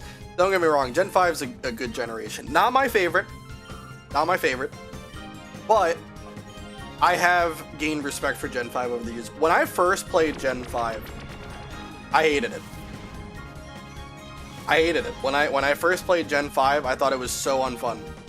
Because I didn't know any of the goddamn Pokemon. Literally had no idea who any of these guys were. No attachment to them or anything. And for the longest time, I couldn't freaking beat the game.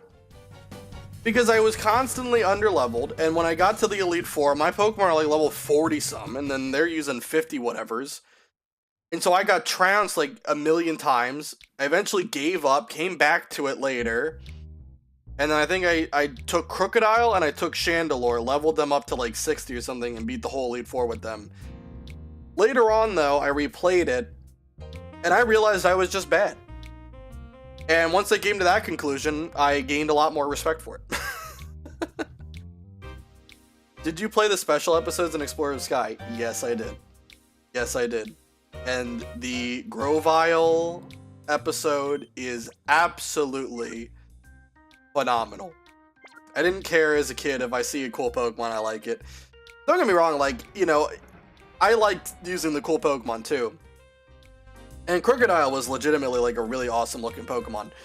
But the problem was I was kind of coasting off of my pre-existing knowledge of Pokemon. And so when I'm expecting, you know, some of the earlier routes of the game to have at least something that I'm familiar with, and then I don't see anything that I'm familiar with, and I have to use a new Pokemon, I don't know what they are, I don't know what type they are, I don't know what moves they learn, I don't know anything about them, I don't know. I just didn't have a great time playing it the first time. But when I went back and played it again, especially doing like Nuzlocke of it, I gained a lot of appreciation for it. It was definitely a good Pokemon game, and especially I do like the music. I think Gen 5 has probably, out of the mainline Pokemon games, I would say it's either 1 or 2 for music. I still am a sucker for Gen 2 music though, especially like Heart Gold Soul Silver when they remastered the tracks. I just love a lot of the Johto themes a lot. But Gen 5 definitely has one of the better soundtracks for Pokemon. I will absolutely give it credit for that. But yeah, the special episodes for Explorers of Sky, peak. Absolute peak.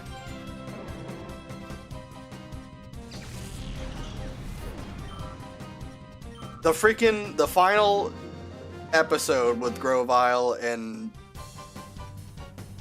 his adventures going back to the future. Oh my god. I cried all over again. I never got to play all the episodes because my ex has the game now.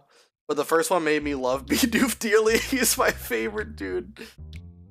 God, I love Bidoof. What did he always say? Like, oh golly or whatever? God dang, I love Bidoof. Great guy.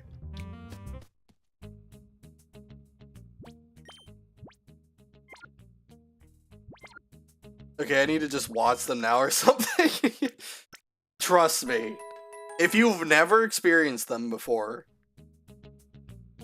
really the only big one that you have to see it, because it has so much lore with it, is the final episode with Grovyle. You will cry all over again. I missed a couple of last ones. I don't think too many of the other ones were that special. I know there was like one talking about Wigglytuff and like his childhood, his upbringings of, you know, eventually working his way to being like, you know, a prodigy explorer, right? So you get to play as like Igglybuff, which is funny. My heart couldn't take them all at once. I was crying too much, man. It's really good. It's really good. I think it actually is the only Pokemon game that's ever made me cry.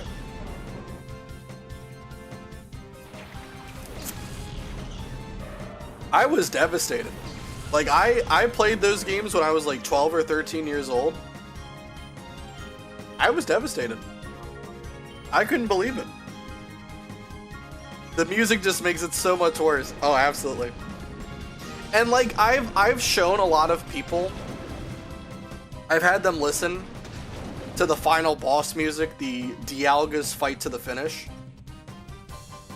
And I tell them, this song is one of the best I've ever heard in any game. And they look at me like, why? And I'm like, you don't understand. You didn't play through the game. You didn't pick up on all the leitmotifs of what's happening from the adventure. You don't get the struggle that the Pokemon went through to get there, and what sacrifice is about to happen. You don't get it. I can't listen to those in any public space. Yeah, it's always funny though. I show them, I've showed a lot of people that song, had them listen to it, and all of them are like, yeah, it's good. I don't know if I would say it's the best. And then it's just me vehemently like slamming my fist down, being like, you gotta play the game. You can't just listen to the track. You have to play through the game. You need to know the lore. So crazy. Cause that track, you know, when you know, right? Like, what's at stake? What's about to happen? It's so good.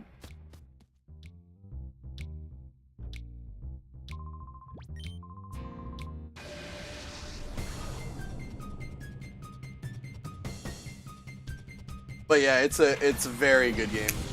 And the post game was also pretty good. I'm convinced that if you don't cry at the end of the game, you're a bad person.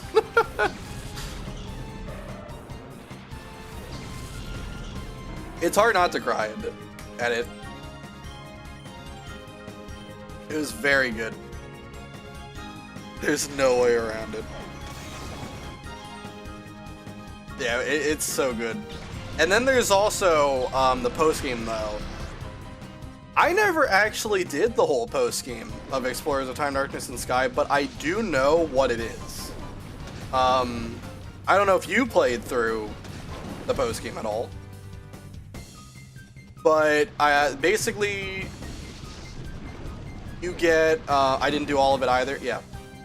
Yeah, I didn't do it. But basically you get more lore about what happened at the beginning of the game that made the, I remember the Manaphy and Fia and stuff. I did that part, yeah, I do remember that. You get more lore about what happens at the beginning of the game when they get, like, when Grovyle and the character get separated. You learn about what happened during that event, and it's actually pretty good. And the Darkrai Nightmare thing, that's what I'm talking about. Yeah, the Darkrai one. I never played through that part, but that one, that's like the extra lore that you get. It's like that Darkrai was the one who separated you and Grovyle.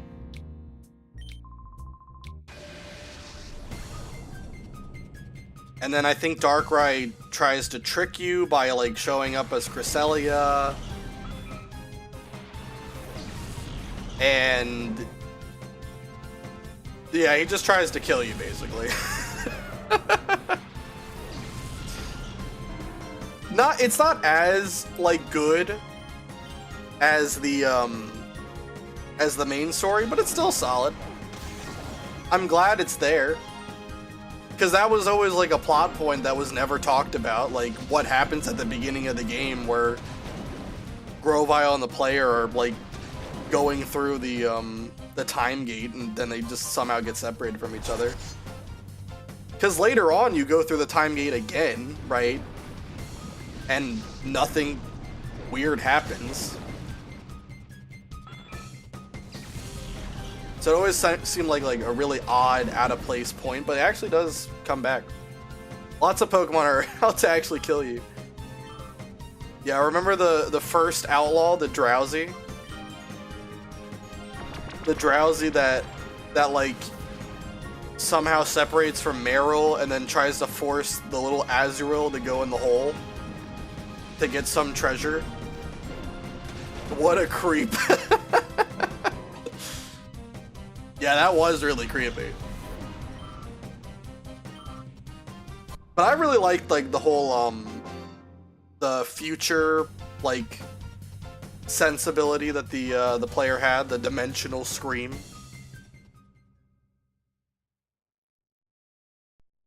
That was a really cool thing. And when you like eventually learn what that power was, it's pretty good. It's shocking. Like, it's a kid's game and it has so much depth to it, even as an adult, you can love it. It's actually just a like really good story. And it wasn't afraid to explore dark themes, you know? Like, there's a lot of, you know, alluding to death, right? And in some cases, there actually is death in Explorers of Sky.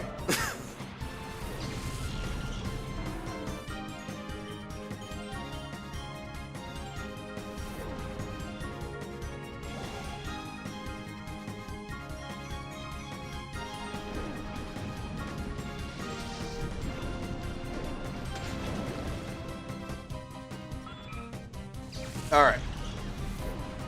I'm gonna go heal up after this one. And then I'm gonna take care of my dog. When I come back, I will attempt to go to Mount Battle and fight all 10 trainers. And then we'll probably come back and grind after I clear out the 10 trainers for, you know, just to get to the level cap, get everyone ready, and then we'll fight Dak. It was nice. It was great as a kid. Many stories for kids have had dying as a part of them. I don't know why they are scared these days to do anything like that. I never understood it either. Like,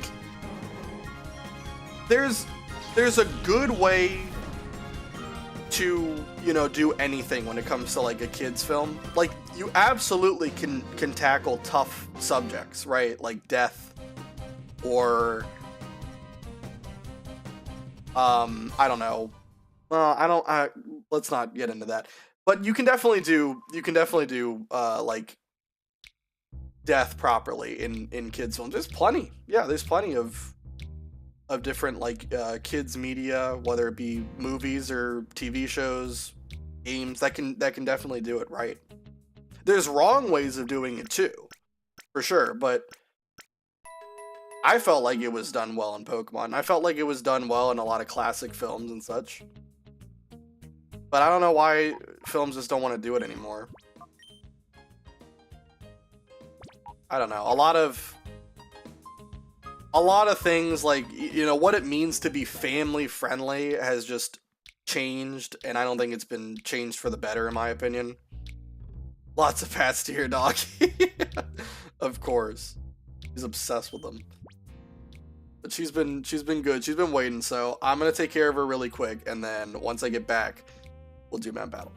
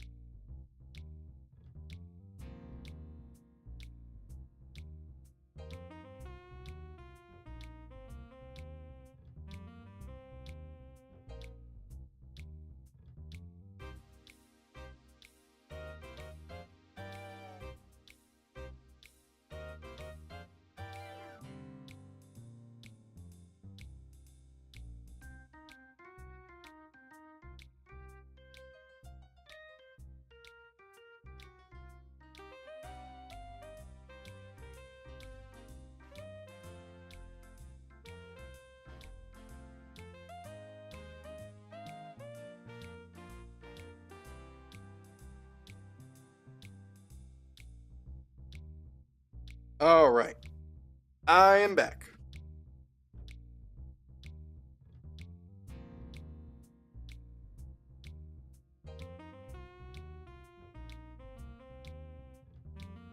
Okay, time to go for Mount Battle. Let me take off all these items for now. I'm gonna lead with Mantine and Doug Demisparce here. And that makes the most sense here.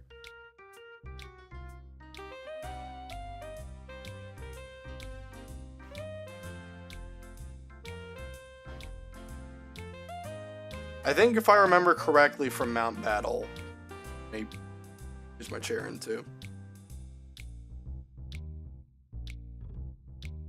I think if I remember from Mount Battle, a lot of Pokemon there are weak to water, so Mantine should be a pretty good lead for the most part. I do think there's two things to be aware of. That is, of course, there's a Barboach that one of the trainers has that knows Spark. And then there's, the final battle has two Geodudes and both of them have self-destruct. I do believe that is something to watch out for. Other than that, I don't think we have to worry too much. Meditite is not even close to purified, by the way. Alright. Save now that we're here. 11 hours, 15 minutes of playtime. Not bad. Alright. I didn't think you would get here so quickly, but please be careful. The power of their Pokemon isn't normal. Alright.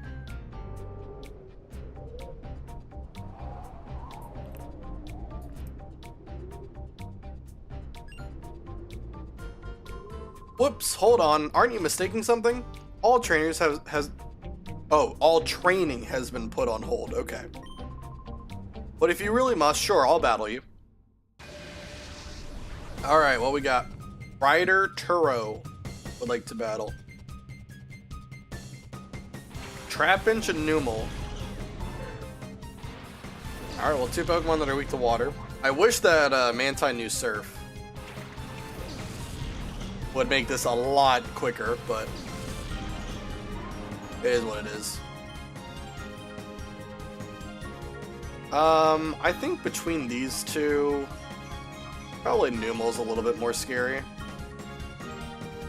Oh wow, Dunsparce only knows Takedown. Tragic. I thought it would have known like Headbutt or something. Hopefully it learns that.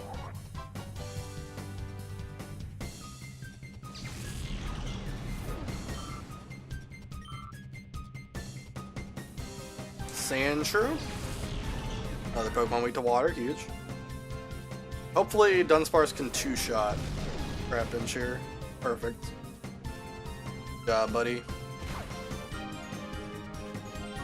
Bite. That's not gonna do much. Yep, alright. We can easily take out both of those.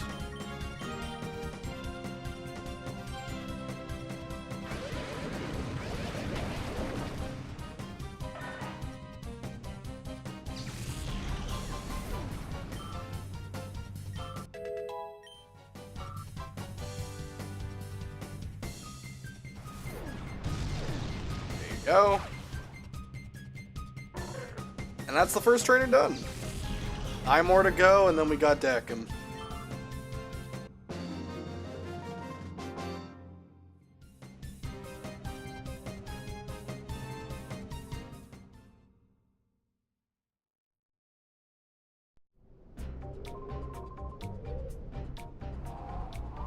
I'm just gonna heal up after each one. I know we didn't take too much damage, but I'd rather go in at full health for all the trainers. I don't think any of them are that scary. But you never know. I don't want to be too overconfident. I mean, I just did grinding for 2 hours today, so I really don't want to make a mistake. Funky music, heck yeah. Like any of the tracks in Pokemon Colosseum that have like the snapping, they're really good.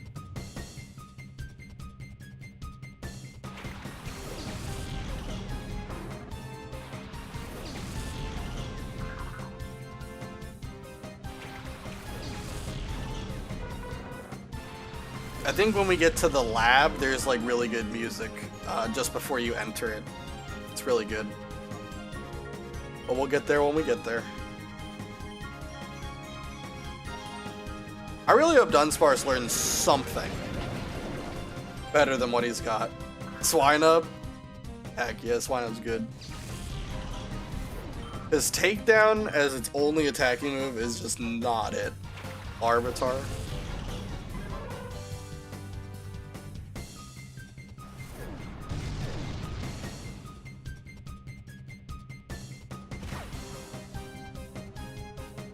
Amnesia. Okay. Wanted to forget that he even got hit. No use rushing in a run like this, yeah. Yeah, I'm trying to just heal after every battle. Take my time.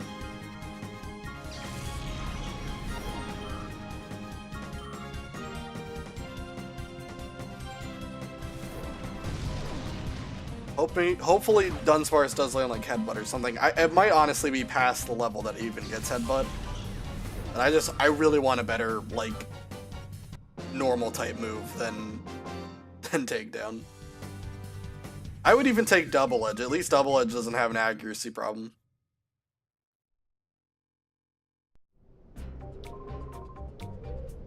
Alright. Back and heal.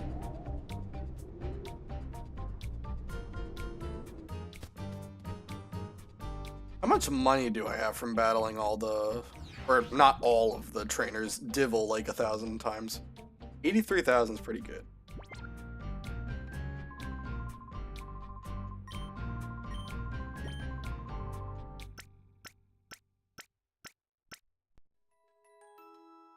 And just as a reminder, when we do get to Dakim, he does have an Entei.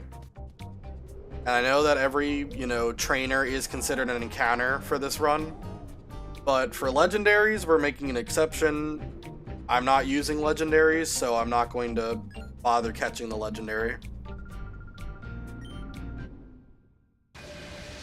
So we will be killing Entei instead of catching it.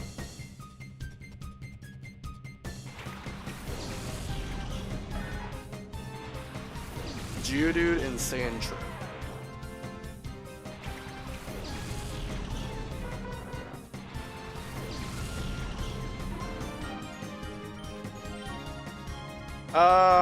I think probably kill Geodude first. Probably knows some kind of rock move, and I don't want Mantine getting hit by that.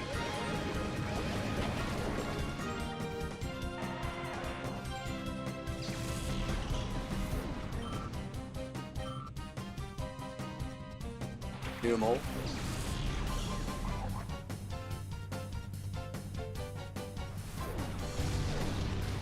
Wow, that didn't even do half.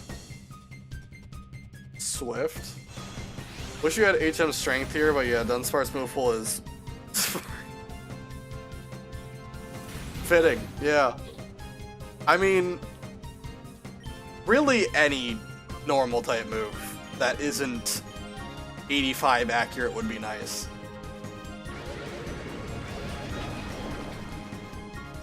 But yeah. I still think Dunsparce is a good lead choice though. Because it is pretty bulky. So. Oh wow, that's a good crit. That actually mattered. Yeah, Dunsparce I still think is a good lead option. I don't think a lot of the trainers here are gonna have anything too crazy though. Like I said, the only thing to look out for is the final trainer has 2 Geodudes that have self-destruct.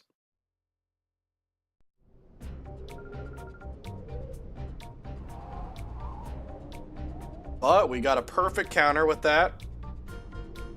Quagsire is going to actually be able to use his damp ability. And it will be legendary.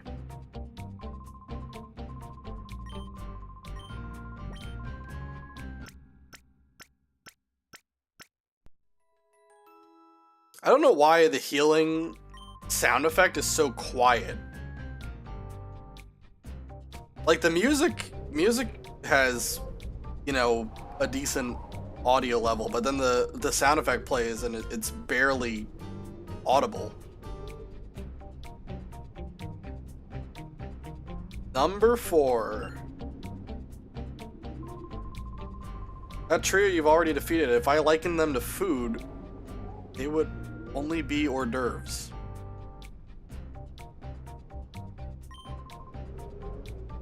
What is this man talking about? He just compared trainers to hors d'oeuvres. Why?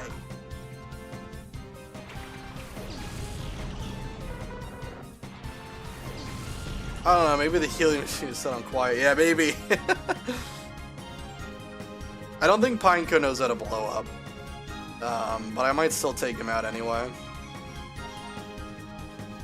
Yeah, I'll take him out first.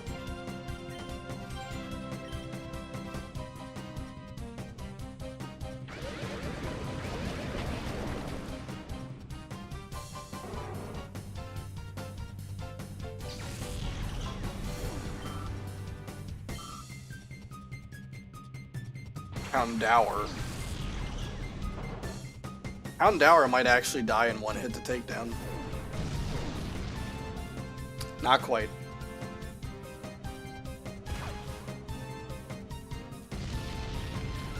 Baltoy is using Dig. Okay, phenomenal.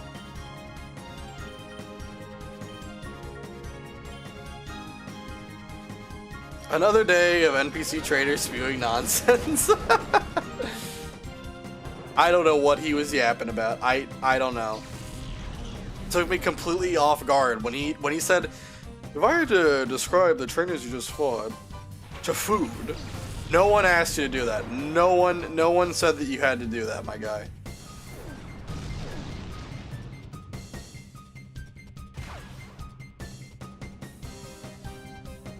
Dig. This man used a dig on a Mantine.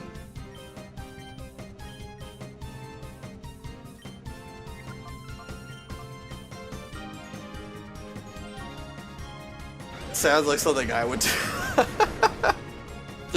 He's smart. Yeah, this guy's ahead of his time.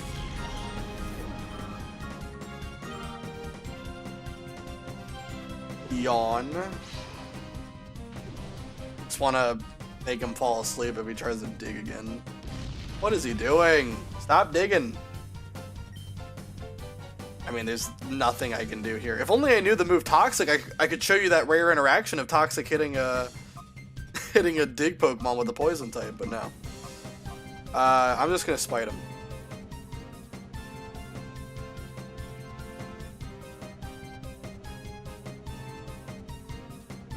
This man does not know how to play Pokemon.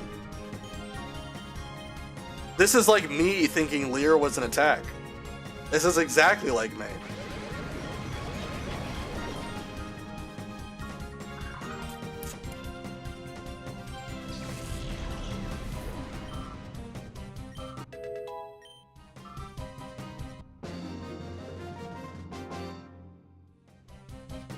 Please no. Alright, well if the other trainers were hors d'oeuvres, then what are you? You gotta tell me now. You have to complete this. The real battles begin after me. No, you gotta compare yourself to food!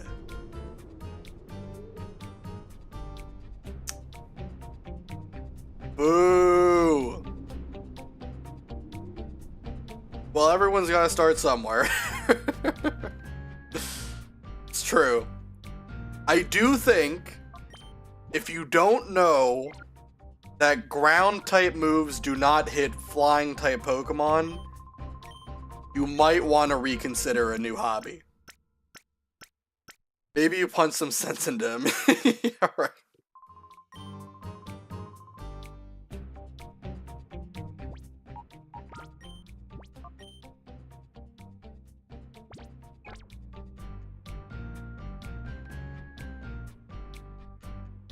Alright. Trainer 5. I wish that there was, like, an easier way to leave Mountain Battle. It kind of seems excessive that I have to walk through all of these. Also, the design of this place cannot be up to code. There's no way. There's no way that this place would ever be able to exist in the real world. A bunch of platforms that have no railings around them, only being suspended by a single propeller that is constantly on. Heaven forbid a power outage happens. It's over if that happens. Wasn't there the Aber thing in XD? I do think it actually exists in Colosseum 2, but it's not like you don't have access to it when you're going up the floors. I think it's only every 10 floors when you're in like the rest area. Okay, so here's the Barboach. This Barboach actually does no Spark. Not going to be enough to kill Mantine because it's so bulky on the special side. But I still want to take it out first. I'd rather not be hit by a 4x effective move. Oh, nice. 2 Trapinches on the field.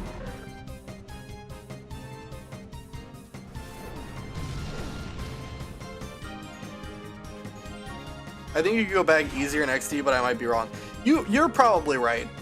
You're probably right. Like I said, it's been a long time since I played XD. And I don't even think I really did like everything in XD. I think the only thing I remember was I purified all the shadow Pokemon, and I don't think I did anything else.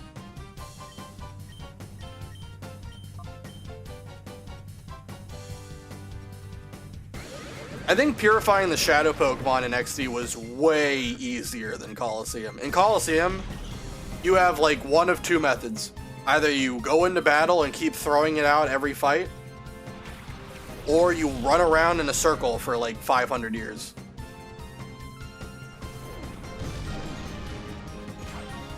It was? Oh, heck yeah.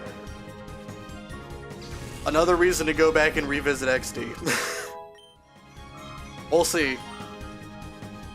Nuzlocking XD is going to be crazy if I do go for it. But baby steps. We got to start with Colosseum. Got to start somewhere.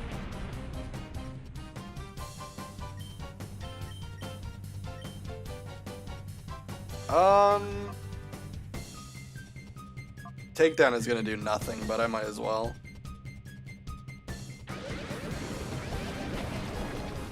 Oh my god, Bubble Beam did nothing either. I thought it would at least do half. Oh no, we missed our first takedown.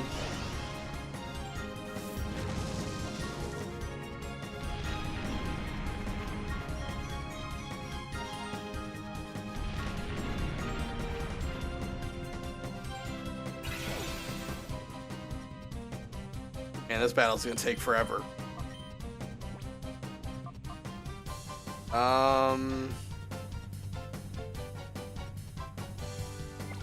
Nah, I think it's fine to stay in. I'll just glare him. Just glare at him.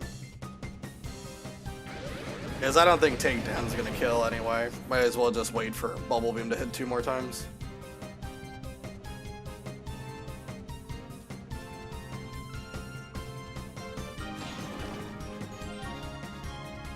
Dunsparce, what happened? I thought my friend was when she said Cradily was her favorite Pokemon as a kid. You thought your friend was what? Now I kind of see a cool Pokemon. Lillipup is a pretty cool Pokemon.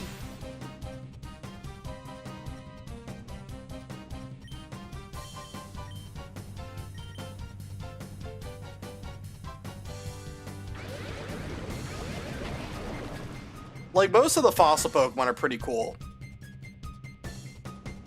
Oops, I thought she was crazy. Okay, alright. I knew it was something negative. Yeah. Like, the fossil Pokemon are really cool, though. I think probably my favorite, like, generation for, like, the fossil Pokemon was probably Gen 4. I liked Rampardos and Bastiodon a lot. They're cool designs.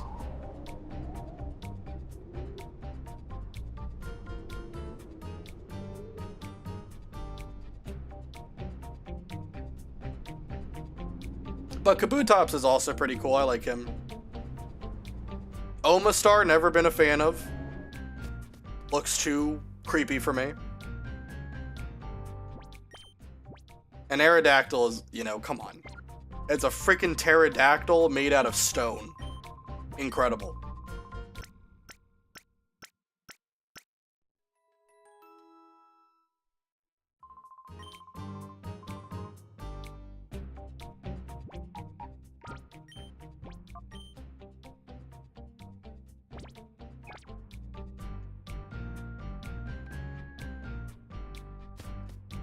Alright, 5 trainers down, 5 to go.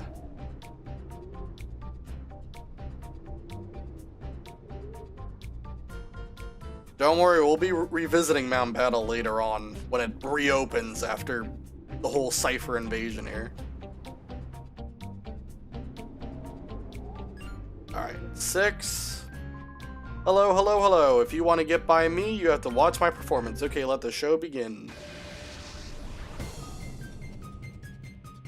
Street performer Nords would like to battle. These names are so weird. Cacnea and Spinda.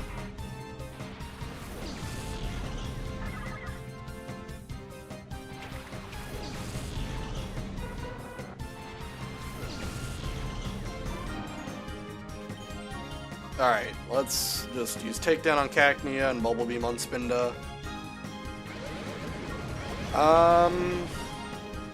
Okay. Decent damage. See if Takedown can kill Cacnea. They are cool for sure. I remember having Rampardos and Diamond, and Head Smash hit so hard, 11-year-old me was impressed.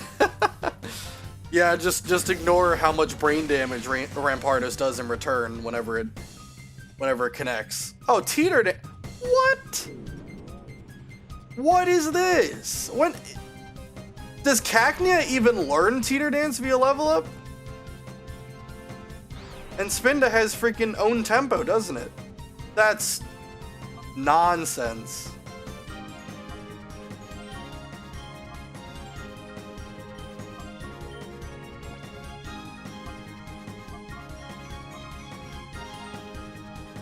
What's on the field?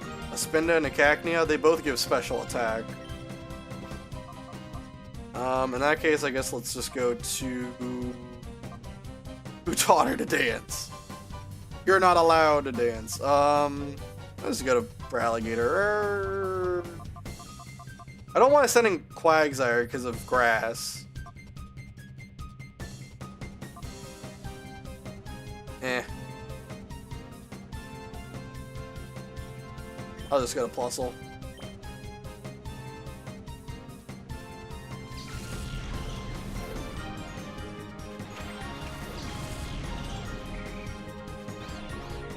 Come on, Skyla.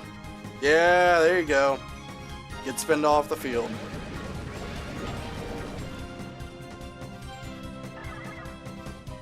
I had no idea Cacnea even had Teeter Dance. I don't even know if Cacnea can learn that via level up, though.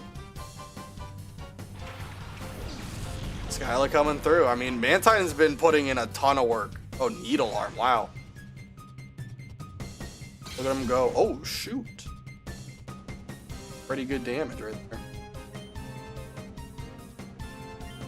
there.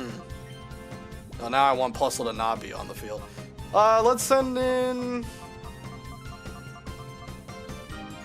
I guess let's send in for Alligator.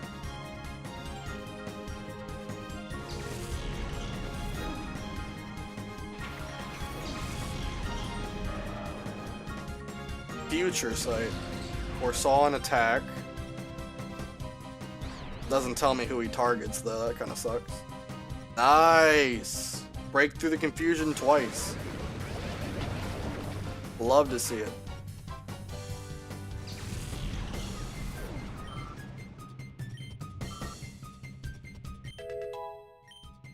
Also leveled up. Slash is probably gonna do more.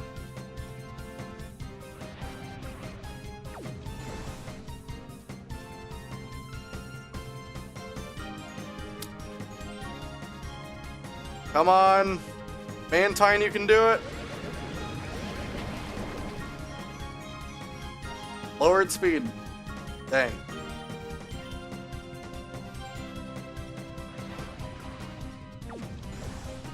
Well, for Alligator is getting no accuracy, but gets through and takes the kill. There you go.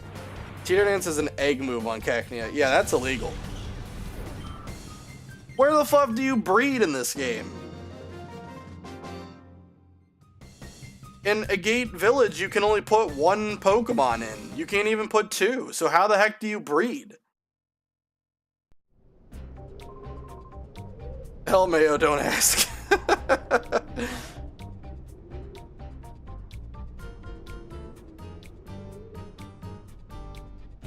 Like, were any of her Pokemon even, like, in the same egg group as Cacnea? She had Spinda and she had Kadabra. I don't know what egg group each of those are in. But there is so much illegal happening right now.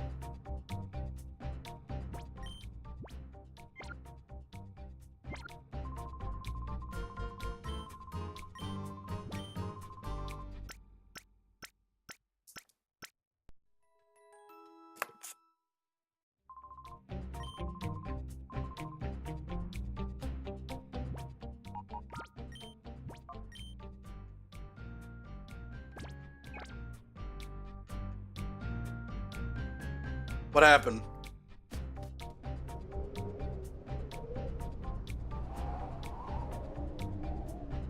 Cacnea is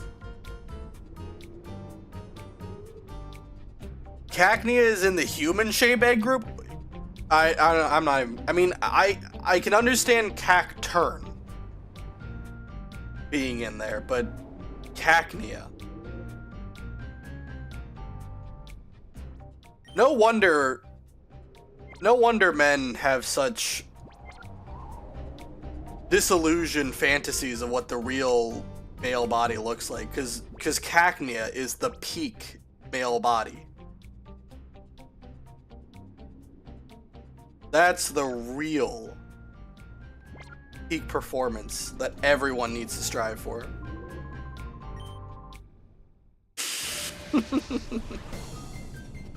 I don't even know if that Cacnea was male or female. Graveler and Sandslide.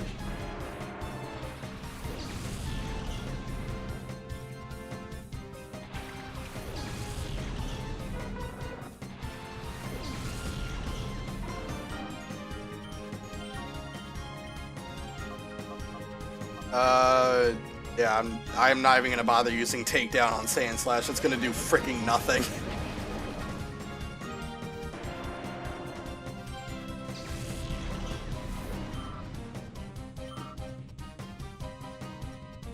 Vibrava. Later on, we'll get a Shadow Vibrava. Rock Tomb. That's gonna hurt. I don't like that damage.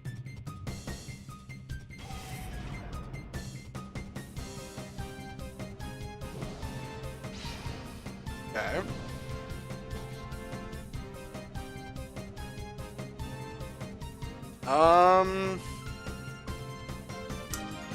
I do have a -1 in speed. I don't know if I would outrun Sandslash at -1. Probably not. Probably not worth keeping on the field. So let's just go into Quagsire. I think that makes the most sense. And I'll use Takedown on Vibrava.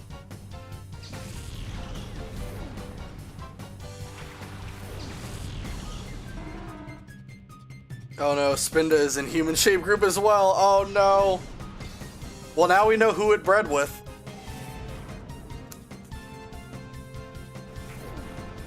Oh dear. I mean, it would explain why he knows Teeter Dance, right? Because Spinda does learn Teeter Dance via level up. So if it's an egg move, yeah, it was Spinda and Cacnea, right? Stop. It had to have been, right? This is the lore. We're trying to piece together the lore of Pokemon Colosseum. Vibrava dug a hole. Great.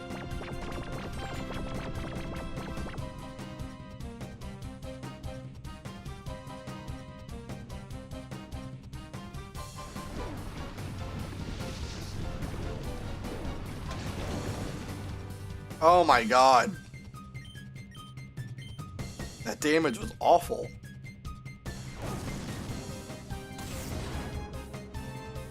Vibrava is a bit scary. Well, it's a good thing we're gonna have him on our team eventually. You know, unless I fail to catch it. Because Flygon... I think Flygon... Hold on, let me think. Yeah, I think Flygon's the only dragon type you get. As like a shadow Pokemon.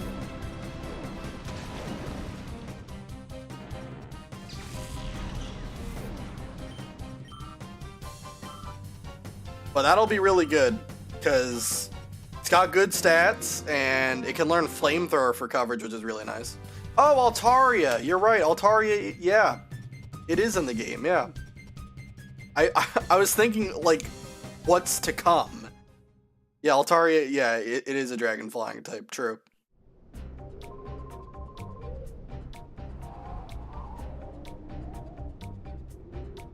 So then it's not the only dragon type you have access to. People dismissing my boy Altaria. I'm so sorry for the disrespect. To be fair, Swablu is not a dragon type. Swablu is a normal flying type. At least Vibrava is a dragon type, and then it stays dragon when it evolves into Flygon. Although Trapinch is a mono ground type. But no one cares about Trapinch. He's literally just a mouth with legs.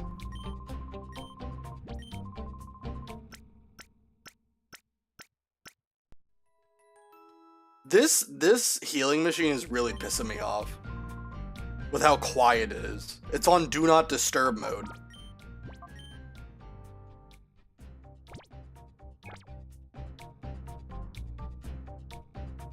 Also, you said that you wanted to look at my team after I was done grinding, so... here are the great stats. Look at the freaking special defense of Mantine. This thing is so goddamn bulky on the special side. Very good. Its moveset is pretty bad. Outside of Bubble Beam, it has nothing, but still. Serene Grace with Dunsparce would be relevant if it had Headbutt, but it doesn't, so... Yeah, and its stats are not that impressive, but it has good enough bulk. You know, the HP being that high is nice. Also, it had Jolly Nature. That's kind of interesting. I love to point out to Butter Charizard fans that Altaria is a dragon and Zard is not. It's always been weird, but I guess in the end, you know, Charizard is it does have a Mega that's a dragon type. But yeah, Charizard not having a dragon move is weird. Wasn't it also like Charizard couldn't learn Fly in Gen 1? I think it couldn't learn Fly. Yeah.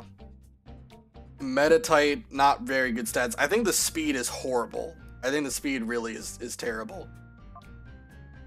Quagsire, pretty good bulk. Has good enough attack. It's just very slow. For Alligator, I mean, look at these stats. This is absurd. I know that he's 2 levels higher than Quagsire, but just like look at the difference in every stat. It's better in every way besides HP. And Quagsire has pretty good stats too.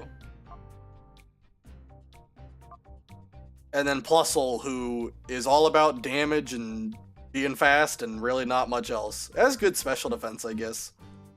But yeah, that's about it. Doesn't really have anything else going for it.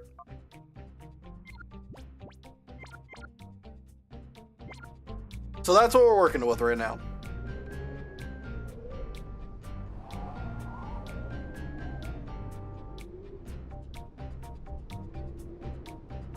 But I'm pretty confident we're only going to need Mantine and Feraligatr. The Croc is a beast. Yes, this is... I don't know if I would say it's the best Feraligatr I've ever gotten in a run. I think the best one I got was when I did Heart Gold Soul Silver. I got like one that had Jolly Nature, and then I think it had 31 attack and 31 speed, and it was... Oh my god. It was incredible. But it's definitely one of the best Feraligatrs I've ever gotten.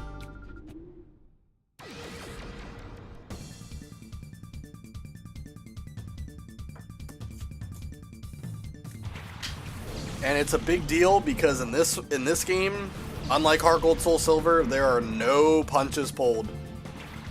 You need every little bit of help you can get. So I think this coughing has Shockwave. Don't know why. Have no idea.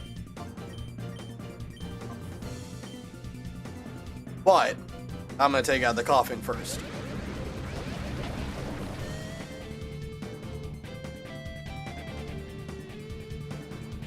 Will-O-Wisp, oh great.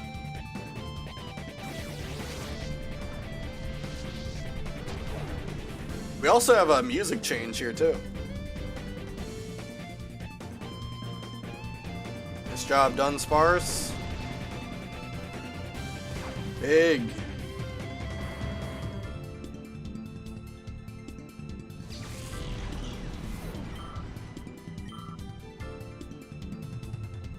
Dust Skull, okay. Well, Dunsparce can't do anything against him. Never remember if coughing is more special defense or regular. It's more physical defense. By quite a bit, too. But yeah, coughing, I don't know why no Shockwave. I'm assuming it's another egg move. For whatever reason, Colosseum is giving out egg moves. I guess there must be some kind of Pokemon bill going on here. Because I don't know how else they're getting all these egg moves.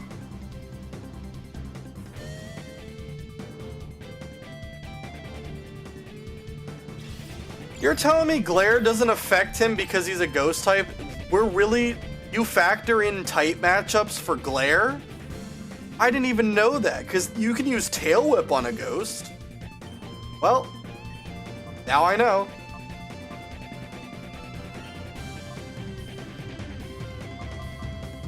I'll go to Quag, I guess.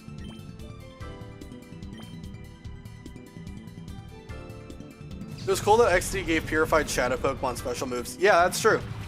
I mean, there's a couple of, like, unique moves that Shadow Pokemon have with Colosseum as well. Like, Rain Dance, I think, for Alligator can only learn via TM.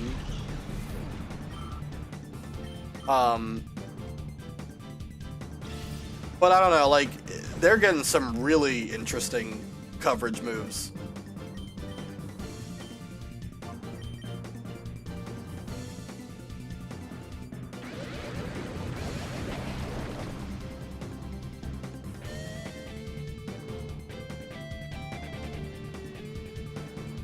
Does every Pokemon know Will-O-Wisp on your team?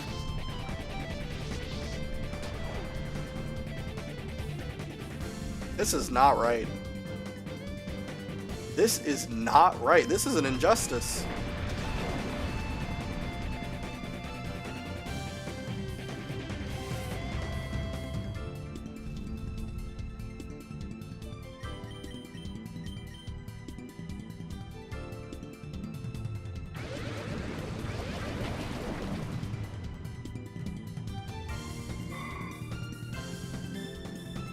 Bye, Curlia. Stall Curlia, yeah. She just 1v6 my whole team.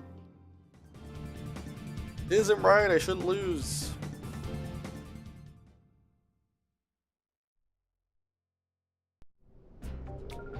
Shouldn't have battled you in the first place. Finally, the first logical thing you've been saying. God dang.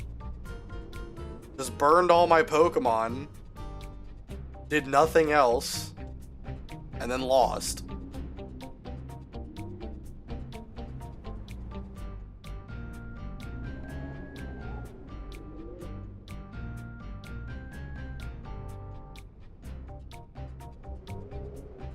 I gotta go all the way back down the goddamn Mount Battle so that I can go heal.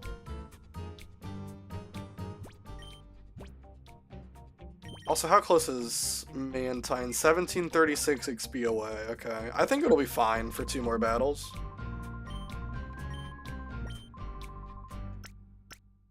I don't think there's anything that's going to give that much experience for the next. And it's fine if it gets to 40. Like, as long as it doesn't go to 41, we're okay. Alright. Just 2 more fights, and then it's Dakim, but we're gonna come back to grind just a little bit more. I want everybody, well, really I just want Mantine and Feraligatr to be to level 40 before we do it. But I'll probably also level up Quagsire just a little bit, just in case. Just in case. Probably won't need him.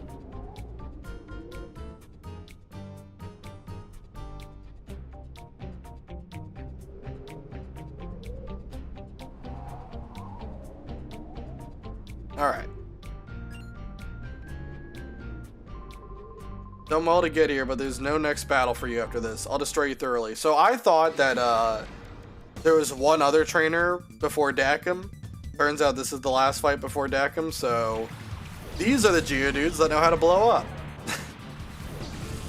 So I should have led with Quagsire. That's a little bit of a mistake, but it's fine. Nothing we can't fix by just swapping Dunsparce out.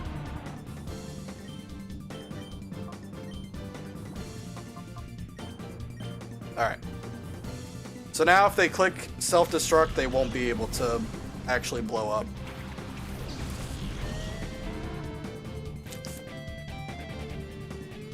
I really don't even think they would click self-destruct anyway, but who knows, maybe they do.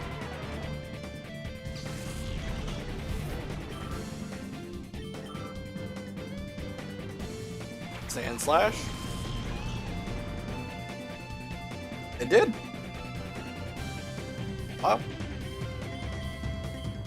Well, that was a good play. Because if it gets self-destruct off there, if it crits, definitely it would kill somebody. But if it didn't crit, I think we probably would have lived it pretty badly. Self-harm denied. Love that. It is pretty funny. And I just gotta wait for it to undig. It'll be hilarious if it attacks Mantine. No. Ooh, it crit. Speaking of critical hits, there we go.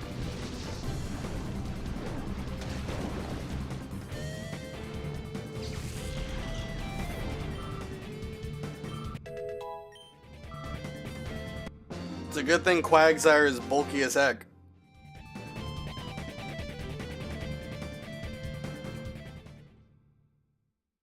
Alright, so there we go. Now we're ready to go to Dakim whenever, but I'm gonna head back down. And we're gonna get everybody to 40 that matters. And then we'll do it. I would say Dakim's probably the easiest boss fight in the game. Pretty confidently say that.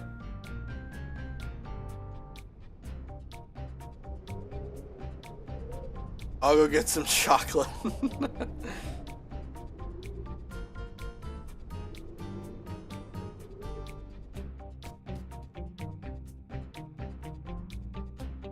Alright.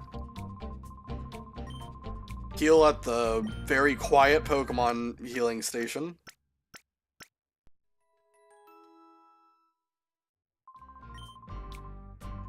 Okay.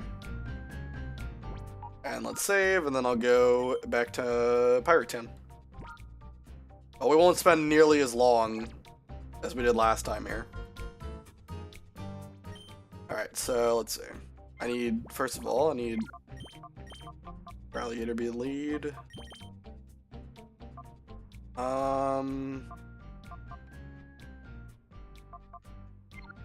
Put the Expedia on Quagsire for now. Put Matcha Brace on. To be honest, I appreciate a non-sensory overload healing machine. You know, maybe that's why they have it installed here, because, you know, so many people are going to be using it. You know, the trainers from all over are coming to Mount Battle to see if they can go all 100, you know, in a row to get whatever prize you get. Maybe they just want to be respectful of everyone that comes in, you know? Wanted a quieter machine, because it's going to get used a lot.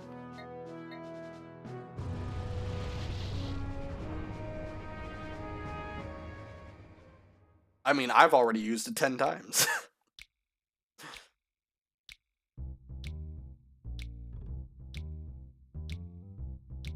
Alright.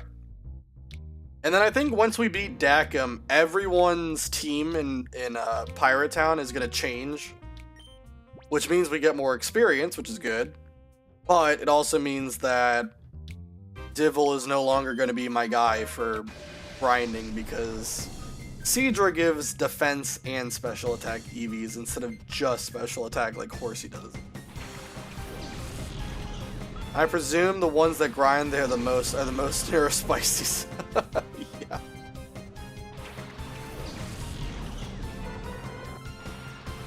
Yeah, I do my grinding against the weird criminals of Pirate Town.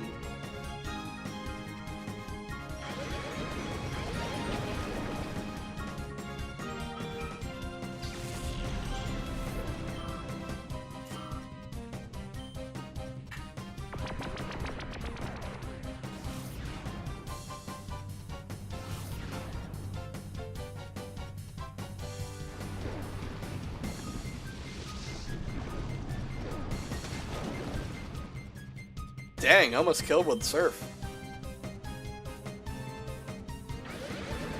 You should pay Divil, not the other way around.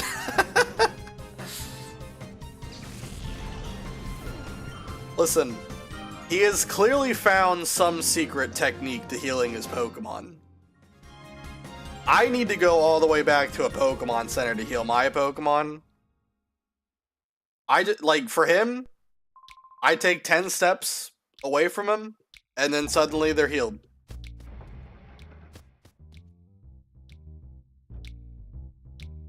So I think this guy has either found some way of time travel,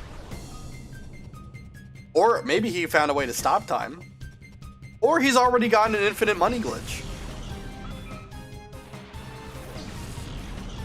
What do you mean he goes to the hotel and pay money? He's an honest man.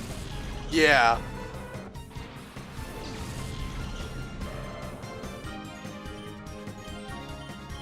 I think if you timed how long it takes to go to the hotel versus how long it takes to go to the windmill and back, that would be interesting to see if it's actually faster or not. Supports a local business.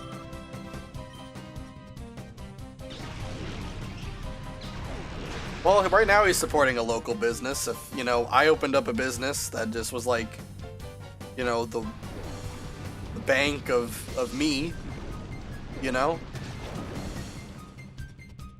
He's investing all of his money. $480 at a time, yeah.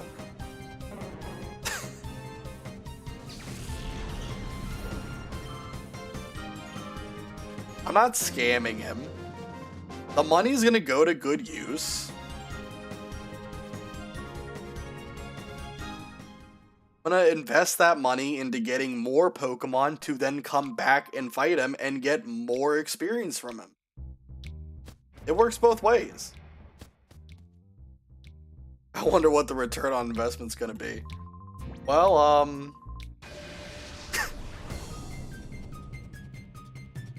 I keep coming back. Does that count as a return on the investment?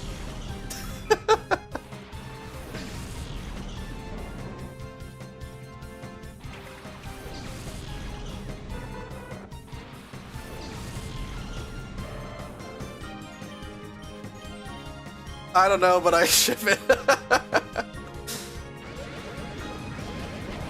Sounds like a kind of abusive ship. Sounds like one person's manipulating the other.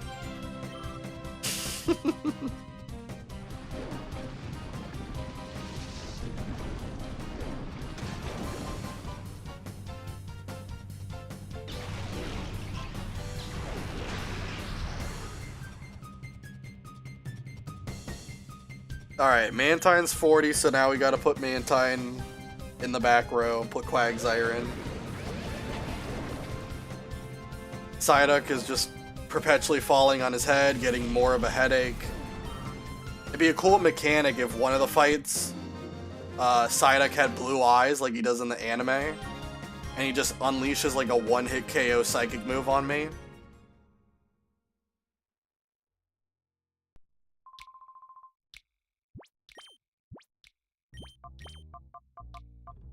Big brain, get in here. I guess I could keep the experience share on Quagsire. That's fine. Wish I could do that when I have a migraine. Yeah, all you get when you have a migraine is like enhanced irritation.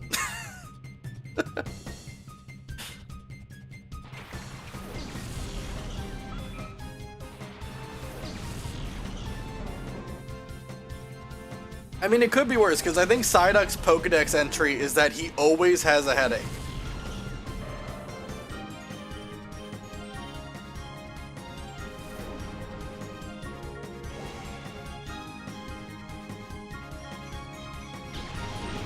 I mean, could you imagine that? Like a would you rather question? Would you rather have a headache perpetually? I would be the worst Pokemon ever. You would be like a traded Pokemon. You would disobey your owner all the time. They would tell you to use, you know, Tackle, and you would use Leer instead.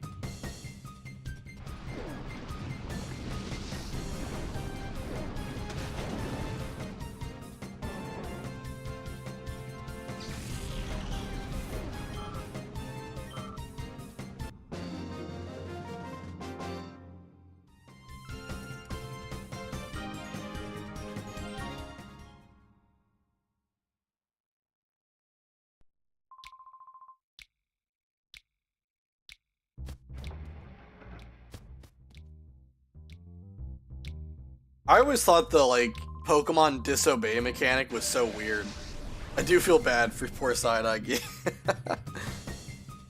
But it's like, when they disobey, like, they can do all sorts of things. They can even, like, fall asleep, too. Which is funny. Basically like Ash's Charizard. Although I never understood why Charizard didn't obey him. Because, you know, as far as I'm concerned, I thought it was only traded Pokemon that disobeyed you. I like the mechanic a lot, kind of realistic. I mean, yeah. Kind of true. Give them their own personalities, yeah. But yeah, Charizard in the anime though, it never made sense because it was Ash. Oh, I guess it wasn't Ash's Pokemon, right? It was originally the one abusive trainer, right? But he never traded for him. There's a lot of questions I'm now asking myself regarding Charmander.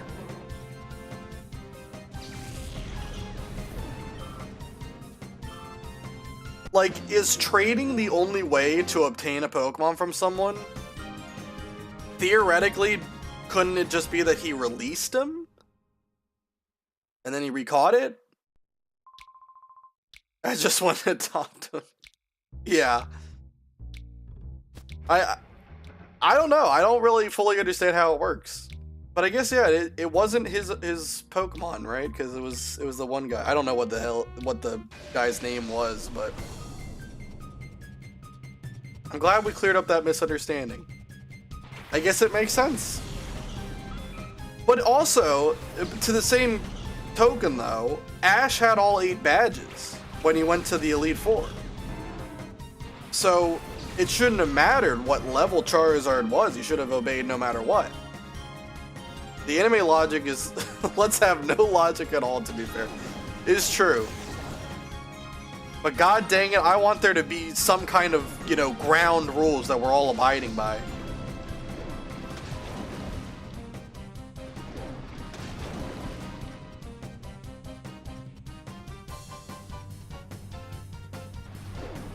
It always pissed me off how Ash lost in like all of the seasons of the anime. I think the worst one was the Diamond, Pearl, Platinum one. Where was the guy's name like Tobias or something? And he had freaking Darkrai and Latios. I think it was Diamond, Pearl, Platinum. It had to have been, right? Because Darkrai is from Gen 4. So that was ridiculous, though. Like, this man owns a Pokemon that there's only one in existence. It's ridiculous. I didn't watch much back then, but wow. I don't watch too much. Like I said, I've only ever watched like a total of 4 animes ever, and Pokemon was one of them. I watched it a lot when I was a kid. But yeah, like Ash got destroyed by Tobias. I think he only KO'd 2 of the Pokemon, which honestly was pretty impressive considering the 2 Pokemon he KO'd were Darkrai and Latios.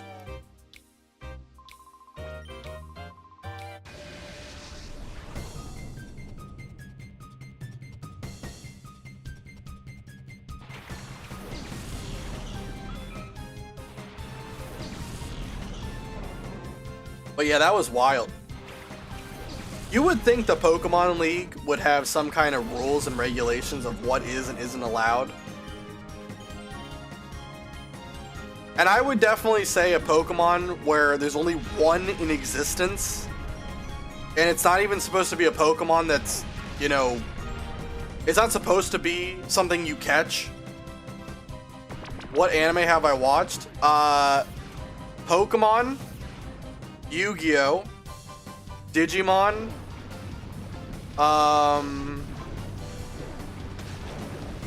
was there anything else I watched?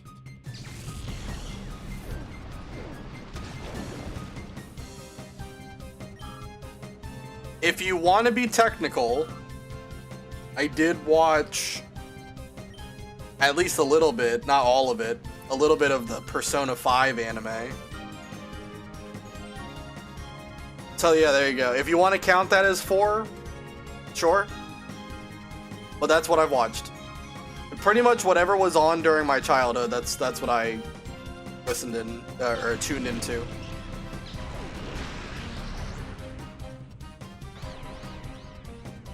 My friends have watched a lot more anime than I have, though. They could tell you all sorts of things. But I do know some references. Some. Not a lot, not all.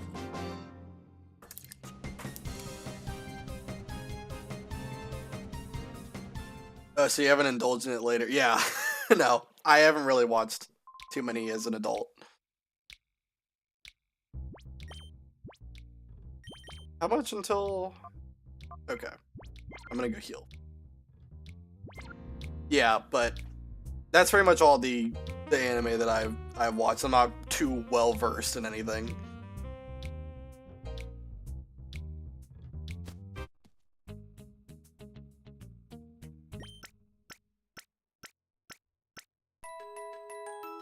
All I know are the memes from some anime. And I know I don't get all of them. I know I don't get all of them.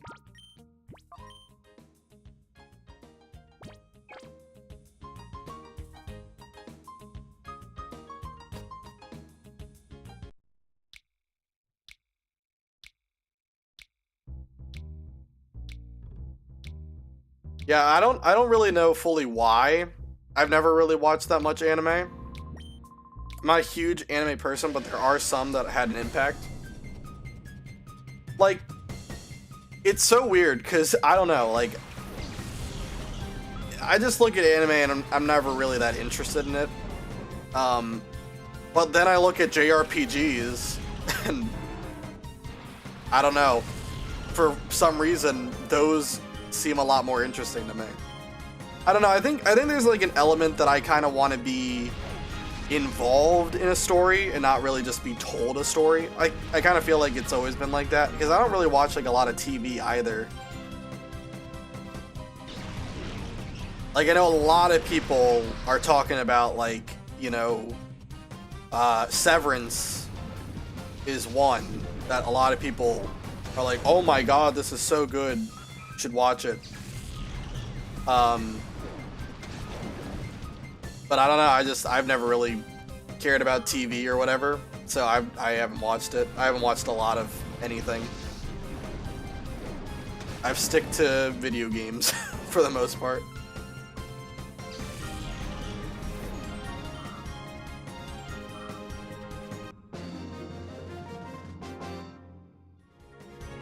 I feel super immersive. It's actually peak cinema. I get that. Like, for sure, like, I've seen good movies. And, you know, when I was younger, I did watch TV shows, and I did like them sometimes. I don't know. There's definitely some stories that work better when it's being told to you. I definitely agree with that. I agree with that. Watching any bad series or movie is torture. Yeah. I mean, you know, kind of, for me, it depends on what, it depends on what the goal of whatever you're, you know, experiencing is supposed to be. Because, like, for movies and TV, obviously, you know, the story is everything, right? The writing, the characters, that is super important. But for, like, you know, gaming, not every game has a good story, and not every game needs a good story. Some can just be, like with Mario, Bowser kidnapped Princess Peach, you gotta go save her. It doesn't need to be anything special, it's just the gameplay that has to be good, right? But it does help when a game has a good story as well. It's never a bad thing.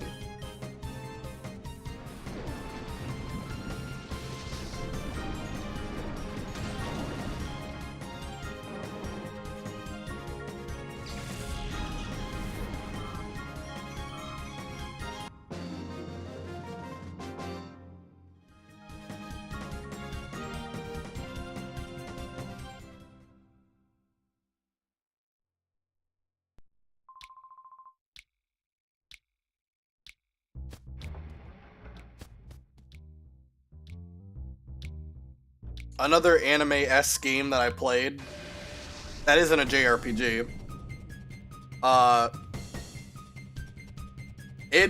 very popular game, you probably have heard of it.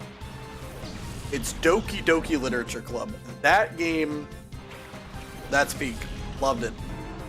I once watched a bad amateur horror thriller movie that was like 3 hours long, and I have not been the same since. Oh dear. Well, horror movies, yeah, those are... Usually they're very generic, very bland, you know. It's rare that you see a horror movie that actually kind of breaks the generic mold that typically they follow. And they can be fun. Horror movies can be fun. Even if they're bad, they can be fun. But if it's like, this guy has like superhuman strength and he's killing everybody and the story makes no sense and the characters are just doing the dumbest shit in the world, yeah, it's bad. I love Doki Doki. Oh, I love it too. I love it too. It's great. I have a running joke with a couple of friends that anytime that anytime that we play a game where you can make your character, I've always had a running joke with them of making my character into, you know, to look like Monica, as if she's hacking into the game. It's been a running joke that I've done ever since that game came out. I do like horror as a genre, kind of, but I'm super peculiar about what I like. I think a lot of people would say that about horror movies. Because, like, there's a lot of, like, horror movies that they either have an interesting premise, or they have good suspense, maybe the killer is interesting, or just simply, like, the gore, right, is just, like, fun to look at, you know, or whatever. I know that's a weird sentence to say. I don't know, just, like, the way that it's done is just fun, or whatever, right? Like, I used to like the Saw movies, and the Final Destination movies. Those were pretty fun. But there's definitely moments in them that it's like, what am I looking at? Like,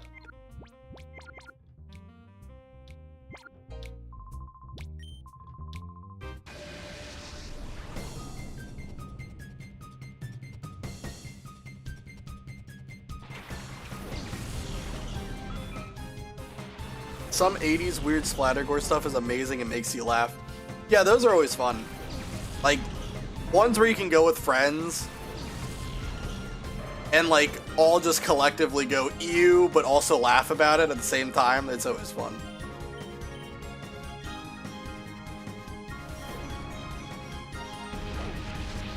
First Saw was lovely, but after that, meh. Kind of agree. Like I did like the second one too. I thought there was a decent plot twist with that one. But then I think once they killed, you know, Jigsaw,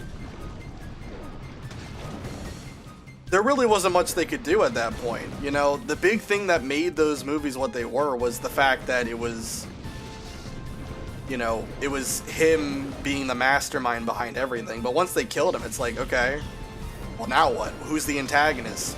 Some copycat? I don't know, that just felt kind of lame.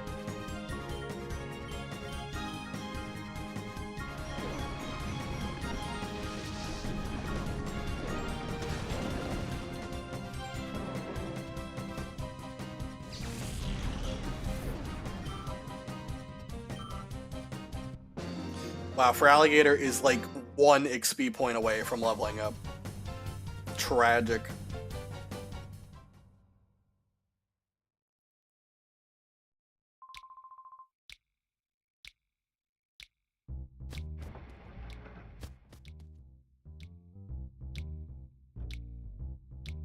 By the way, Doki Doki made me want to play more dating games until I realized they are not as good mostly.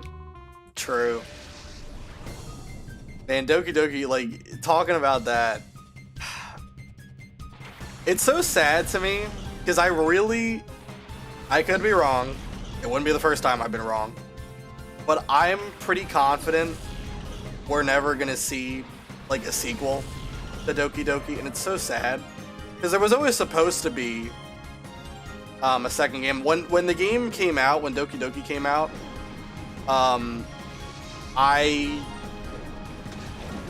I used to follow Dan Salvato, the creator of the game, and just try to keep tabs with, you know, his future projects, because I really love Doki Doki, and I was excited for when the next game would come out. And like the years went by, and he would always talk about, you know, it's coming, you know, it got delayed because of this or that, whatever, right? You know, and it got to the point where I think like 5 years ago he said something along the lines of, when Doki Doki blew up, he kind of he like developed some kind of anxiety over needing to one-up himself, you know, needing to feel like the next game would be something that would meet the expectations that the community had, right? Which I completely understand.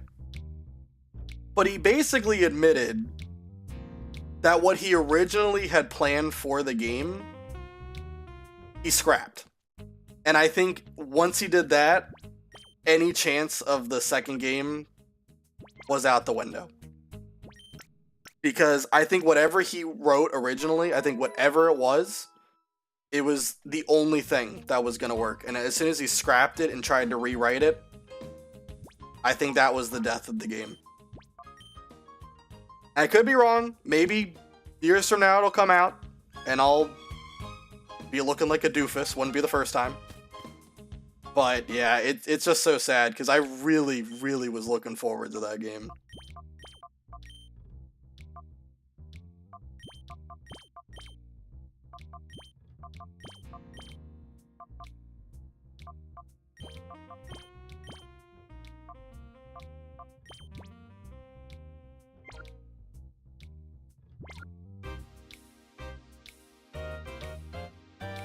They at least came out with the like expansion, the Doki Doki Literature Club Plus thing, which was pretty fun.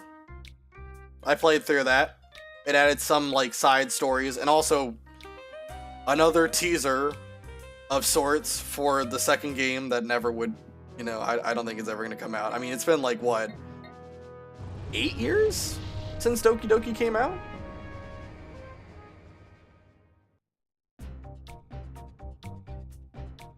in a while, so I don't think it's gonna happen, which is sad. It's cool that smaller indie stuff does inspire others to develop similar projects. Yeah, true.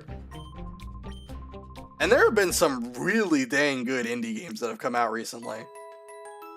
Like Undertale, and then, you know, the sequel game Deltarune. Oh my goodness. I'm excited for when Deltarune gets finished. Because Undertale, I think, is probably my favorite indie game of all time.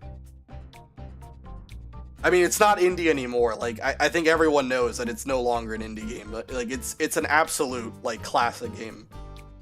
But at the time, you know, it was one guy making it. Really had no prior work that anyone knew about, and it just came out of nowhere. Phenomenal game. Phenomenal game.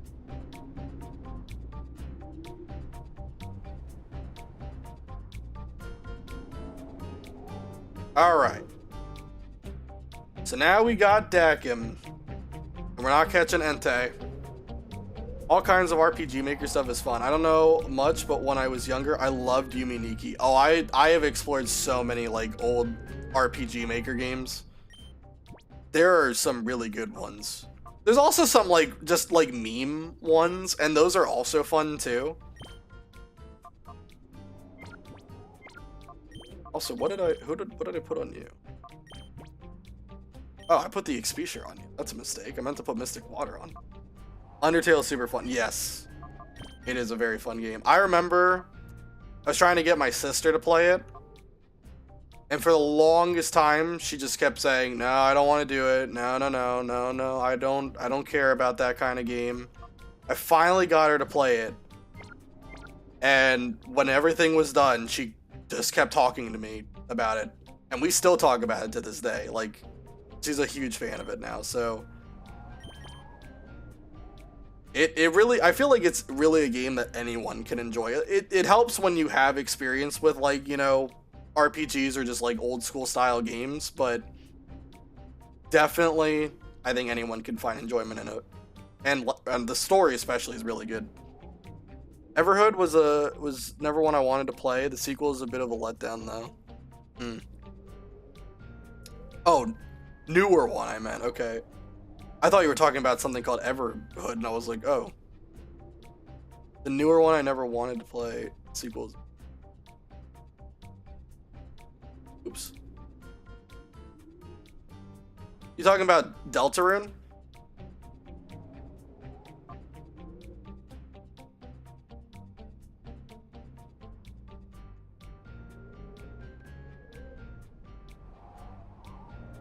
Alright, so I think what we're going to do is we're going to have Feraligatr use Rain Dance on turn 1, and then we're going to Bubble Beam whoever the biggest threat is. Google the game. Oh. Is it called Everhood? I think I am misunderstanding everything that's being said. Everhood. Look.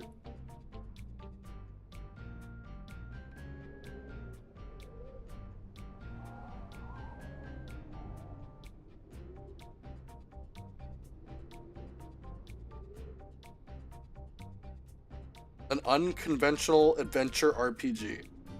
Heck yeah. I'll have to check that out. I'll keep the page open for after I end the stream. Probably I'll beat Dakim. And then I'll probably beat Dakim, and then I'll probably end stream once we get back to the healing station. But yeah, it looks cool. Alright. So yeah, I think the plan is Feraligatr uses Rain Dance.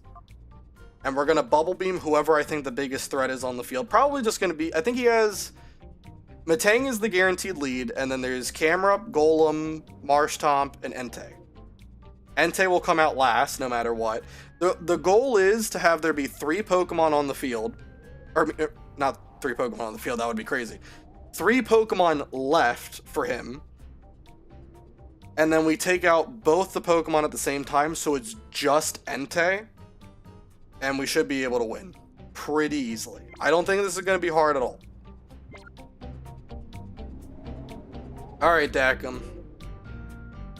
Let's do it, buddy. Fine, after all the persuading I did, you still won't hand it over. This is what happens to stubborn oafs who don't do as I say. Wow. Absolutely blast them. You treacherous swine. How could you refuse to battle? Treacherous? You didn't really think that a worm like you could win? All you had to do was hand over the time flute without making a fuss. It's your own fault for getting hurt. I don't think that's gonna hold up in court, my guy. Since you're not cooperating, I don't have any choice but to haul you off to Ein's lab. Wow, that was a pretty impressive 180 you just did. Who are you? What were my underlings doing? That outfit of yours. You must be the troublemaker who messed with Scrub in Celebi's forest. Is that really what it's called? Celebi's forest? And now you've come to mess with me, the great Dakin. Don't make me laugh.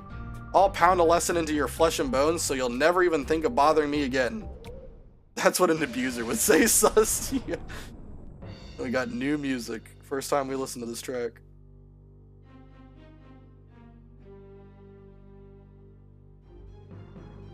Yeah, Matang is always gonna lead, and then Golem. Okay, definitely we're gonna take out Golem here. I don't think there's any doubt in my mind.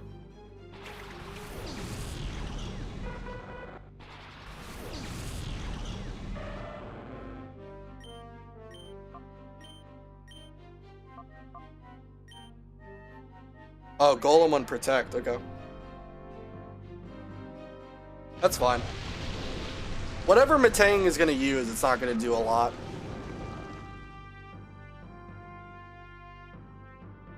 Psychic.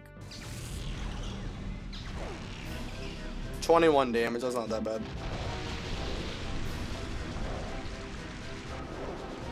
Alright.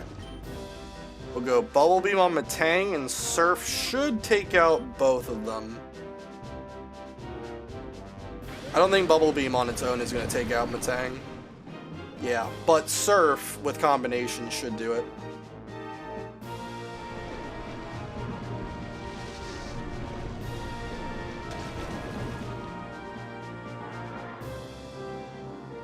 So there goes Matang, and Golem's about to join him. Now it's just camera up to Marshtomp. And I think if we just... I think what we want to do is I want to Bubble Beam Camerupt, because then he'll swap to Entei, because this is Gen 3 and you have to swap like the moment I take out the Pokemon. And then I'll get a free attack on Entei with Surf, and that should put it into kill range with Bubble Beam next turn. I think that's the way to play this. So goodbye Camerupt. In comes Entei.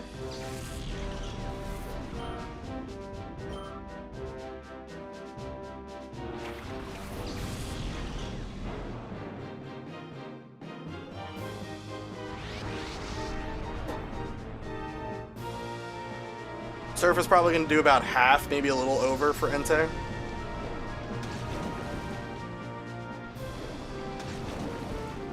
Oh wow, that did a lot more than I thought. Perfect.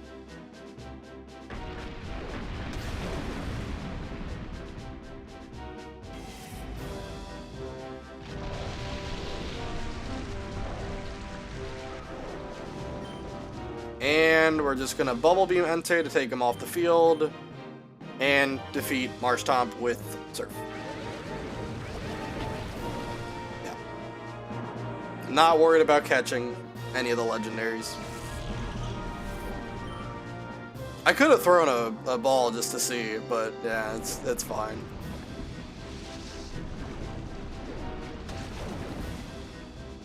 If we do end up winning this run, I might get all of the Shadow Pokemon and maybe try to do Mount Battle with the 6 Pokemon that I used to beat the game with. That would be kind of cool. But yeah, that's a very easy fight. I think Dakin's probably the easiest fight in Pokemon Colosseum for Nuzlocke rules. Especially if you pick for Alligator, because then you get Rain Dance.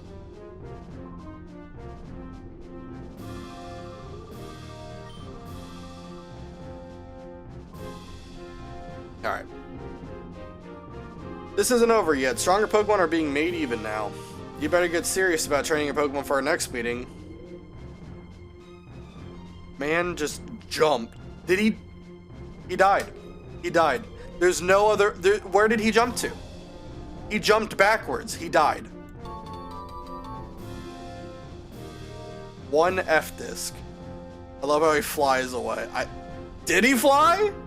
I think he's at the bottom of the volcano.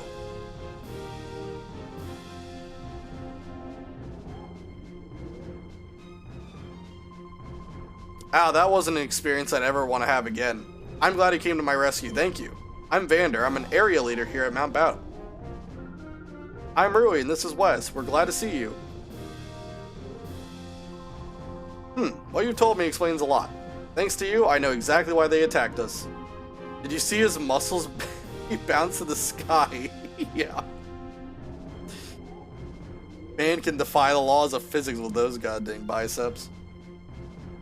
This is the Time Flute. I happened to find it while I was on my training trek. It said that the Time Flute will summon Celebi, but just once. There must be something about Celebi that frightens them. They obviously don't want Celebi to encounter Shadow Pokemon. Let's not spend any more time here. Let's go back. It always was weird to me that Celebi is the one that purifies the Pokemon. Because, like, wouldn't it make more sense if it was, like, something like Jirachi? Like, something that can grant wishes, you know? They could basically, like, wish to be purified. I mean, I guess Celebi still makes sense because, like, you know, you can time travel back to before it was Shadow, like, before it became a Shadow Pokemon, but I don't know. It's weird. Are you certain? Maybe we really have something that's really have something this precious. God dang. Of course you may have. I'd rather have you use that Time Flute than those crooks. I can't read today. Than have those crooks take it by force. Use it and save the Shadow Pokemon from their sinister plans. Alright. What is this item? TM47, I think that's Steel Wing, or is that 49? Steel Wing is 47, yeah. 49 is Snatch. Celebi can restore memories or something, I don't know. I don't know. It is still weird, though. You would especially think they would rather feature, like, the newer Pokemon, you know, because this is a Gen 3 game. You would think that, like, Gen 3 Pokemon would have more of a focus. But there's a lot more Gen 2 in this game. You got the Gen 2 starters, the Gen 2 legendaries. I don't know. It's kind of weird. But I do kind of like it. I like Gen 2 a lot. Alright. I think that's good for now. You've officially beat Dakim, which means I can change the level cap now. Where is that? Alright. Now we are at level 45 for the cap. That's the highest level that Venus uses. This is going to be the next thing we do. Finally going to gain access to the Under next time, and that means we're going to have access to Protect, which is great. So, I'm really looking forward to that. That's going to introduce a whole new level of strategy for a lot of the fights coming up, which is great. Thank you guys so much for watching. Hopefully next time it won't be as much grinding. Probably still will be some grinding. Probably will. But I'm hoping we can get a lot more done next time as well. Probably won't get to Venus. Probably that'll be 2 live streams for now. But either way, thank you guys so much for watching. Thank you, Art, for joining me. Whether you're watching on Twitch, on YouTube, VOD, I will see you guys next time.